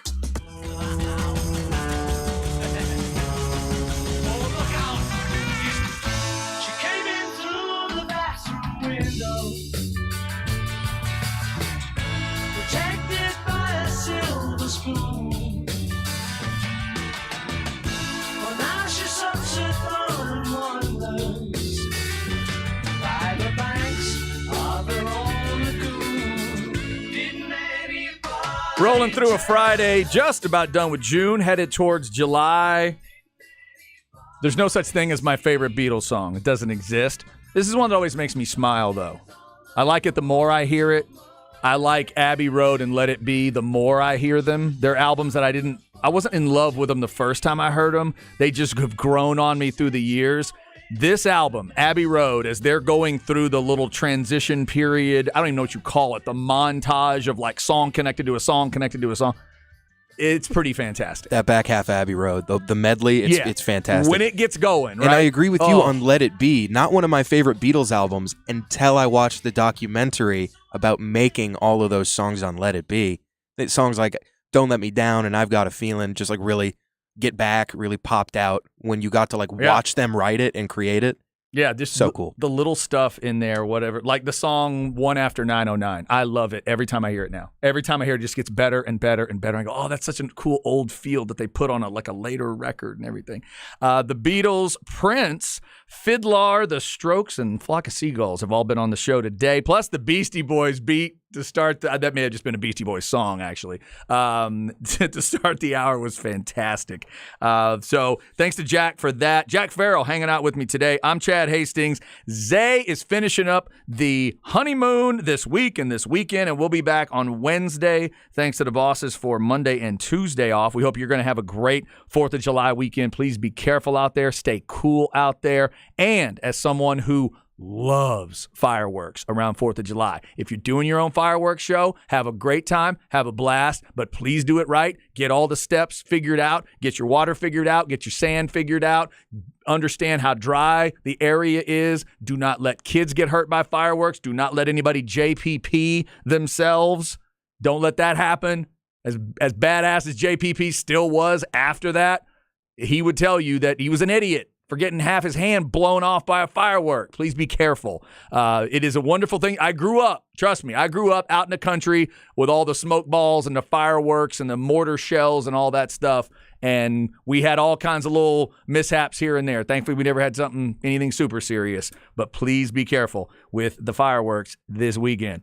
All right. Lots of stuff going on today. I have still not seen, just to follow up on the Flex segment, I still haven't seen the Michael Uini choice. I've been refreshing his Twitter page. He still says, I will be committing June 30th, Bama, Georgia, Michigan. I still haven't seen the decision. So that will be maybe coming a little later today. Also, 5 o'clock today is when free agency officially begins in the NBA. We've been hitting that today. 7:05 tonight is Houston and Texas in the majors. 5 games up are the Rangers. That series gets going. It's a 4-game set. And remember, you hear all the Rangers games over on 1260 and 101.9, so 7:05 on the first pitch tonight. All right, June 30th, a little bit of July 1st as well. Let's tell you why today matters. Here we go. Why Today Matters, brought to you by Sinus and Snoring Specialists. Get sinus and snoring relief with Dr. Daniel Slaughter at Sinus and Snoring Specialists, 512-601-0303 or sinussnoringent.com. All right, let's start with an RIP. Alan Arkin died today. That was a little sad to hear. Alan lived a good, full life. 89 years old. He was a badass actor in all kinds of different ways. If you've ever seen Little Miss Sunshine, he's the old guy there. I believe I saw today. I've never seen Glenn Ross. I believe he's in that movie. He's got an incredible resume of movies. I love every time I see Alan Arkin. I get happy. I smile. He's a terrific one. And unfortunately, he passed away today. So I want to give the RIP to Alan Arkin. In terms of birthdays today, let's get some GOAT candidates out there. First off, a man who made his name and his family made the name out in West Texas. I am a pro wrestling guy. We've already had a Von Erich reference today, but let's give the love to Terry Funk. 79 years old today. He's been around the world and back, and pro wrestling just is not pro wrestling without Terry Funk. I don't know that he's Mount Rushmore, but he's definitely the Mount Rushmore of, is it fake? Is it real? Well, look what they just did with those thumbtacks, barbed wire, and bats. He's the Mount Rushmore of that for sure. You got to put him and Foley on that Mount Rushmore, and then you do whatever else you want after that. In the hardcore Mount Rushmore of pro wrestling, I think Funk's got to be there. He is an absolute legend. Happy birthday to Terry Funk today. And how about these two GOATs? Possible. Maybe they're your GOATs, maybe they're not. But Mike Tyson is 57 today. Some think he is the greatest boxer ever. I wouldn't quite go that far. I'll say he's the most interesting boxer of my life pretty easily. That's pretty simple. We just passed the anniversary of him biting Holyfield's ear off. Still can't believe that happened.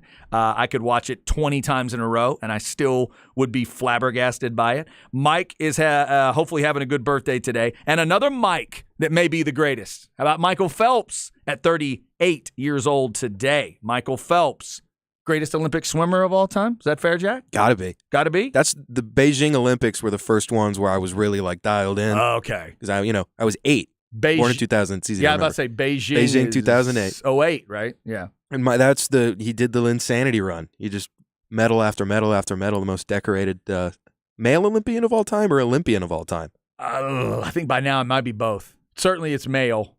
I think it's both though. Yeah, I don't think there's a woman that's got more total medals. Also, shout out to the Redeem team, the men's basketball Olympics. Oh, yes. There you go. Avenging the Manu Ginobili situation. That's one of those I'll give credit. I mean, Phelps, there's a certain group of athletes that the truly transcendent men and women. I'll put Phelps in the group. I think Tyson's in the group too. Maybe we throw in Ledecky if you want another swimmer. Ledecky might Dominant. be one. Tiger might be one. But somebody that's so transcendent, you will watch them perform their sport, but you literally won't watch the sport ever again. Like, they're that magnetic. There are people that got pulled into watching swimming because of Phelps, and then, like me, I admit this, for 3 years and 11 months, I don't watch swimming. I don't. I'm never drawn to it on television. I respect the hell out of it. They're badasses. Trust me. I believe in the athletic ability that it requires. I'm not trying to dog them out at all. Just not something I watch on TV. Let me speak to this. I could not tell you about any race in swimming that I have ever watched, except for in 2008. We had that relay. We were against France, and they were the heavy favorites, and they were talking a bunch of mess beforehand. And we went, and Phelps, and I believe there was a UT alumnus on that team, on that relay team as well. I remember it vividly. Remember that where Michael Phelps just has both of his arms out and he's just screaming like that? That's like burned into my brain. That's an iconic sports memory for me. Yep. And it's swimming. And for some people, that could be it. There are some figure skaters that might be in that category. Like, there are people that probably peeked in on the Nancy Tanya thing and then never watched again. It's a great story. Maybe Katarina Witt, maybe, whoever. Maybe it was your Brian Boitano, Scott Hamilton, Peggy Fleming, whoever, and then you're out. In tennis, there are people that probably peeked in on Serena a little bit, and then they don't care about it at all outside of that. Happy birthday to all those folks. By the way, if you want a weird comparison, a weird double birthday, Michael Phelps and Cody Rhodes, for you pro wrestling people, are exactly the same age today, 38 years old. Also, tomorrow, musical birthdays. Debbie Harry of Blondie and Missy Elliott both have birthdays. They're It's a good day. They're a little different in age, but they do both have birthdays. Pam Anderson has a birthday tomorrow. Hope she's doing well. And for you fans of MASH, my father-in-law is the biggest MASH fan I've ever met. Jamie Farr has a birthday tomorrow. Hope he has a good one on that Saturday. Jamie Farr, even way back then, playing a cross-dressing military member. That's bold. Very bold. And I read today, never knew this, Jamie Farr served in the military in Korea, and when you watch MASH, he literally wears his own dog tags, legit his own authentic dog tags. I never knew that. Jamie Farr served in the military. And in a stupid sidebar, I also read that he's a pro wrestling fan, and we found that out because Rikishi told somebody that on a podcast. There you go. The kind of meaningless crap you'll hear on this show. That's why today matters. June 30th, July 1st is tomorrow, and we hope you are having a good one. By the way, for some reason, today is National Social Media Day. Talk about a day we don't need anymore. Y'all can go ahead and scratch that one off because every day is National Social Media Day. All right, coming up, we will get you stems and seeds before we're done. NBA free agency begins a little later on this afternoon. We will talk about some of those names out there. We haven't talked a whole lot about what the Mavs might do. We'll get into that. Is Kyrie Irving on the move again? I'll get Jack's thoughts on that before we get out of here. Then it's Ball Don't Lie with Rod and Patrick as Harge finishes up his week of vacation. Keep it right here on the Horn. It's time for the Craig Way Sports Report. Now, here's Craig Way. In our final report for this 2022-2023 academic and athletic school year, there's both a team sport update and an individual achievement update. The University of Texas rowing team, which finished fourth in the NCAA National Regatta last month, is competing in Great Britain at the Henley Royal Regatta in Henley-on-Thames, England, advancing in the Island Open Cup division to today's quarterfinals, as well as the Varsity 8 boat competing in the Remenham Challenge Cup. The regatta began on Tuesday and is comprised of some 300 races over 6 days. It's an outstanding test for Texas rowing, even if it is only an international exhibition. In Texas men's swimming, the gold medal count now stands at 3 for the Longhorns, following the feat of NCAA 200 and 500 freestyle champion Luke Hobson, taking gold this week at the Phillips 66 National Championships in Indianapolis, and Carson Foster's national title in the 200-meter butterfly. Foster added to his gold count by winning the 400-meter individual medley last night. The total medal count for Texas men's and women's swimming in Indianapolis this week now stands at 8. And a reminder, we're still giving away copies of the brand new 2023 edition of Dave Campbell's Texas Football Magazine every day this month and next on Light the Tower from 10 a.m. to noon on the Horn 104.9 and AM 1260. This completes our twice daily reports for the area's collegiate athletic programs for this 2022-2023 academic and athletic school year. Enjoy the summer, everyone. I'm Craig Way. The Craig Way Sports Report, brought to you by Bud Light. Real Texans are genius. Bud Light salutes you, overly dedicated Texas Longhorn fan. How come? You show up to every UT football, basketball, baseball, volleyball, and ball-related sport there is. Ping pong. Each game, you slather your entire body in burnt orange. Every nook and cranny. Yes, you're brewed in Texas, and so is your Bud Light. Enjoy responsibly. Texas Edition Bud Light beer cans. Anheuser-Busch, Houston, Texas. Soccer fans, join nationally recognized commentator Glenn Davis every Monday on Soccer Matters at 7 p.m. Presented by John Daspit and the Daspit Law Firm. Whether you love Austin FC, the Premier League, or Liga MX, Glenn has cutting-edge interviews from around the world, strong opinions, and you, the passionate soccer fan. Soccer Matters with Glenn Davis on the Horn. Presented by DaspitLawAustin.com. Soccer Matters, Mondays at 7 on the Horn. All right, let's talk a little Apple leasing. One of those things that a lot of people have in common, right? We all do. You got that car, got that truck. You got to get to where you got to get to. If you're in an older car, truck, beat up, beat down, too many miles, you need something new, Apple Leasing is a great way to do that. In fact, I got an email from Apple Leasing today reminding me that, hey, if I'm ready to upgrade, to alter the leasing agreement, they can do that. That's one of the great things as I talk to them about the process. It's not just hey, they lock you in on this and you got to go to the very end of the term necessarily. No, along the way, if you decide, hey, you know what, I'd like to upgrade to a different model, or I want to go to this particular model. Hey, I saw this car out there. Can you look into that? They'll do that for you along the way as well. For me, it was just really easy with that first phone call, 346-9977, the number we always tell you about. I start talking to them about what I'm looking for. And then ultimately, they delivered it right to my driveway. It's not just something you say. It literally happened. They brought it right to me. They'll also drive away your trade-in. They want to make it as easy as possible. Take all the hassle away. Take all that stuff away, all the issues you'll run into going dealership to dealership. Let them go dealership to dealership and find all the different choices for you. They'll get you the discounts, the incentives, all the sales, all the rebates. Going into the 4th of July weekend, there are big 4th of July sales out there, but do you really want to go out in the 105-degree weather and try to find them all? No. Let Apple Leasing do that for you. Call 346-9977. Tell them you heard about it here on The Horn, and they will get that process started. You're going to love the way you're treated. 346-9977 or go to appleleasing.com. It's time to warm up that scoreboard and get ready to bring home the win with Specs. Specs has you covered with lower prices on all your favorite fan fuel. From craft beer, rare spirits, and world-class wine to chips, dips, and gourmet finer foods. And with same-day delivery when you order online or through the app, Specs is your MVP for the biggest score of the game. At Specs, the fun starts here. Here's to you, cheers to savings.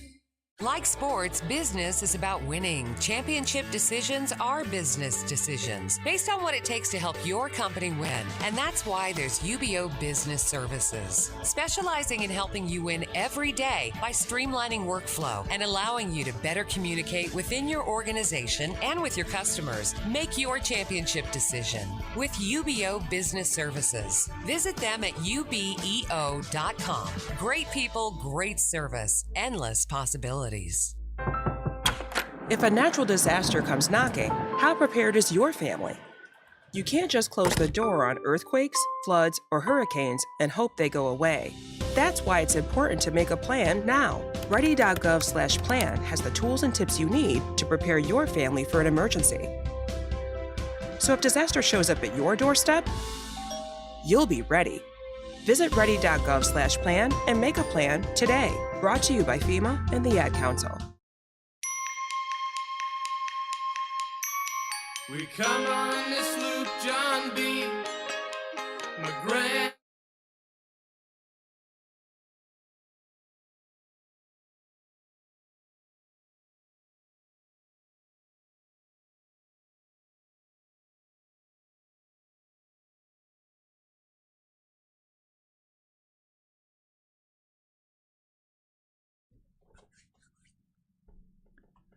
All right, just about to wrap up a Friday, about to wrap up the month of June as well.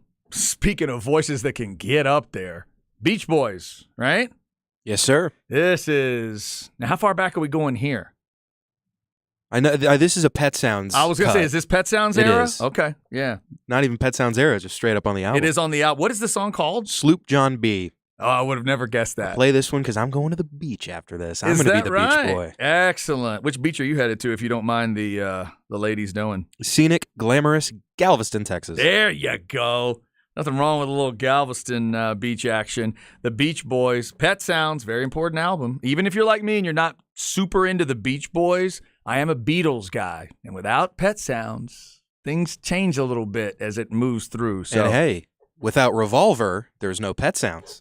Oh, that is true. So give it up. And I do it's love probably it. my favorite Beatles album. I'm with you there. Well, we would agree on that. Yeah, we talked about Revolver the other day. I had Zay listen to Revolver.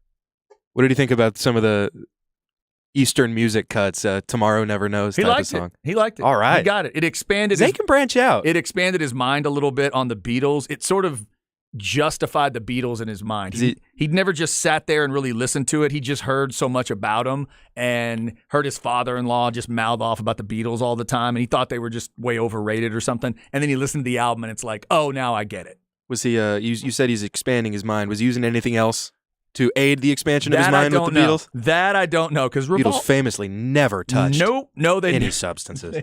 They don't have a song called Lucy in the Sky with Diamonds. No, that initial title was Straight Edge. Straight Edge Lucy is what they called that song, I think, first, because no drugs were involved.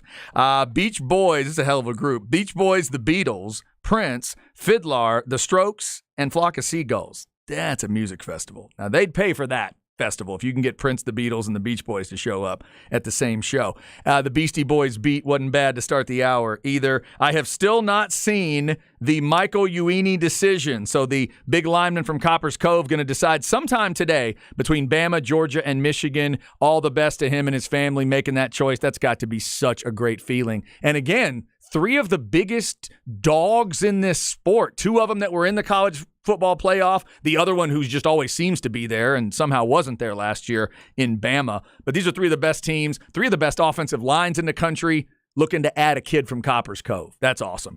So best of luck to him figuring all that out. We got decisions over the weekend. You just heard Jeff Ketchum from Orange Bloods this hour tell you, Longhorn fans, 3 tomorrow are very likely to happen. 3 decisions tomorrow could add to that 24 class for Texas. All right, let's go stems and seeds and talk a little NBA as well before we get out of here.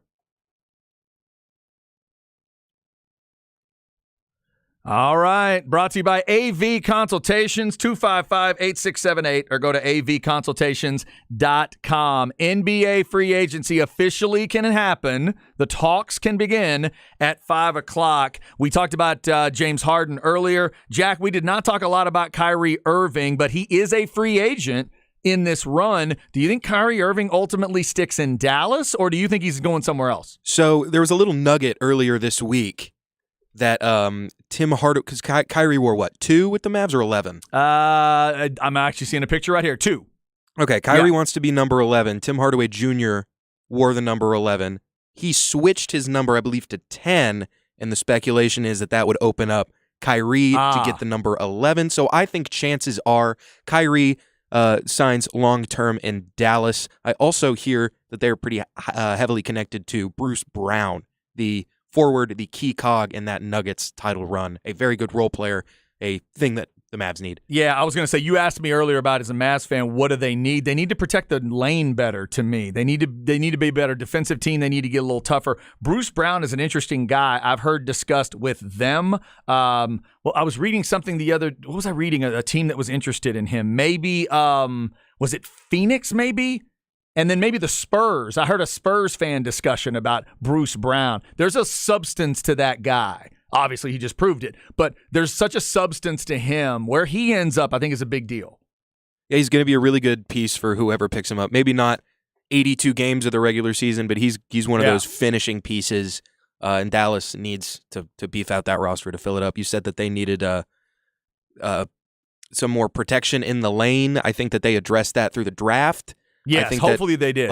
He's a very good center prospect, the best in that draft. Rashawn Holmes, that seems like more of an offensive pickup, but they have addressed some front court depth.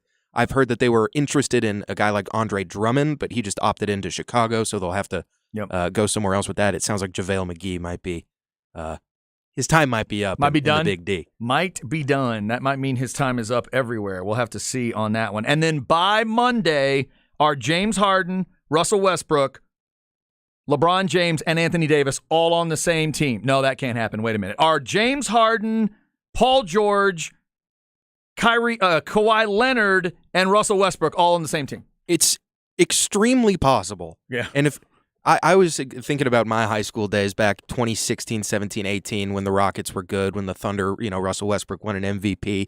If you told me Paul George, Kawhi Leonard, James Harden, and Russell Westbrook were all going to be on the same team in a few years, and the general reaction to that would be, we'll see, I got to see it first. That's insane. Yeah, that is crazy. And how much are you going to get out of, the overall health of the group has to be considered, and then the overall, how do they get along part of that group is just going to be weird. Those personalities trying to mix together are bizarre. So NBA free agency officially happens this afternoon at 5 o'clock. By the way, we were talking about transcendent athletes with Michael Phelps and Mike Tyson having birthdays today. This is an interesting text. This says, athletes that transcend. Not sure this counts, but I do not watch regular season baseball or basketball. But I watched every game I could if Nolan Ryan pitched or Michael Jordan played.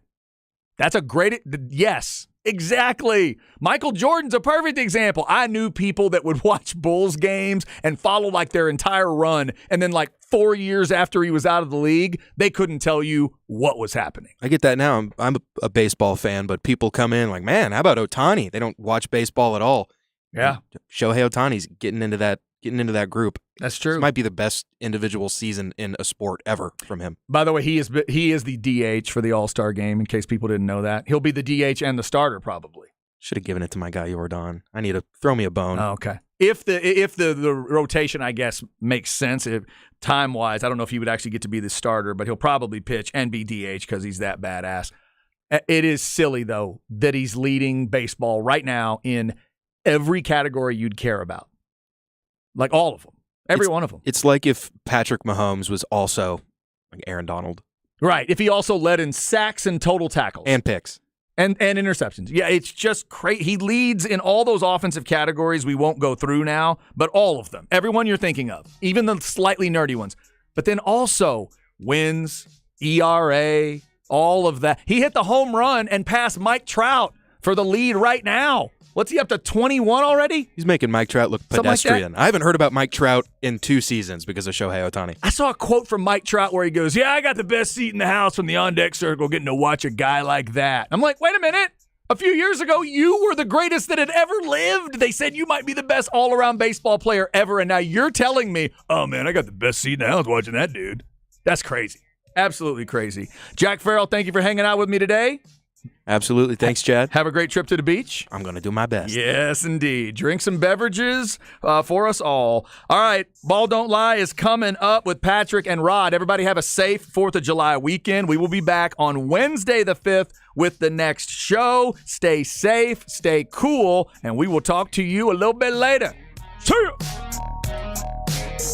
Craig Way, Jeff Howe. Light the tower on the horn. I'd rather have neither one's good. Are you really going to talk about whether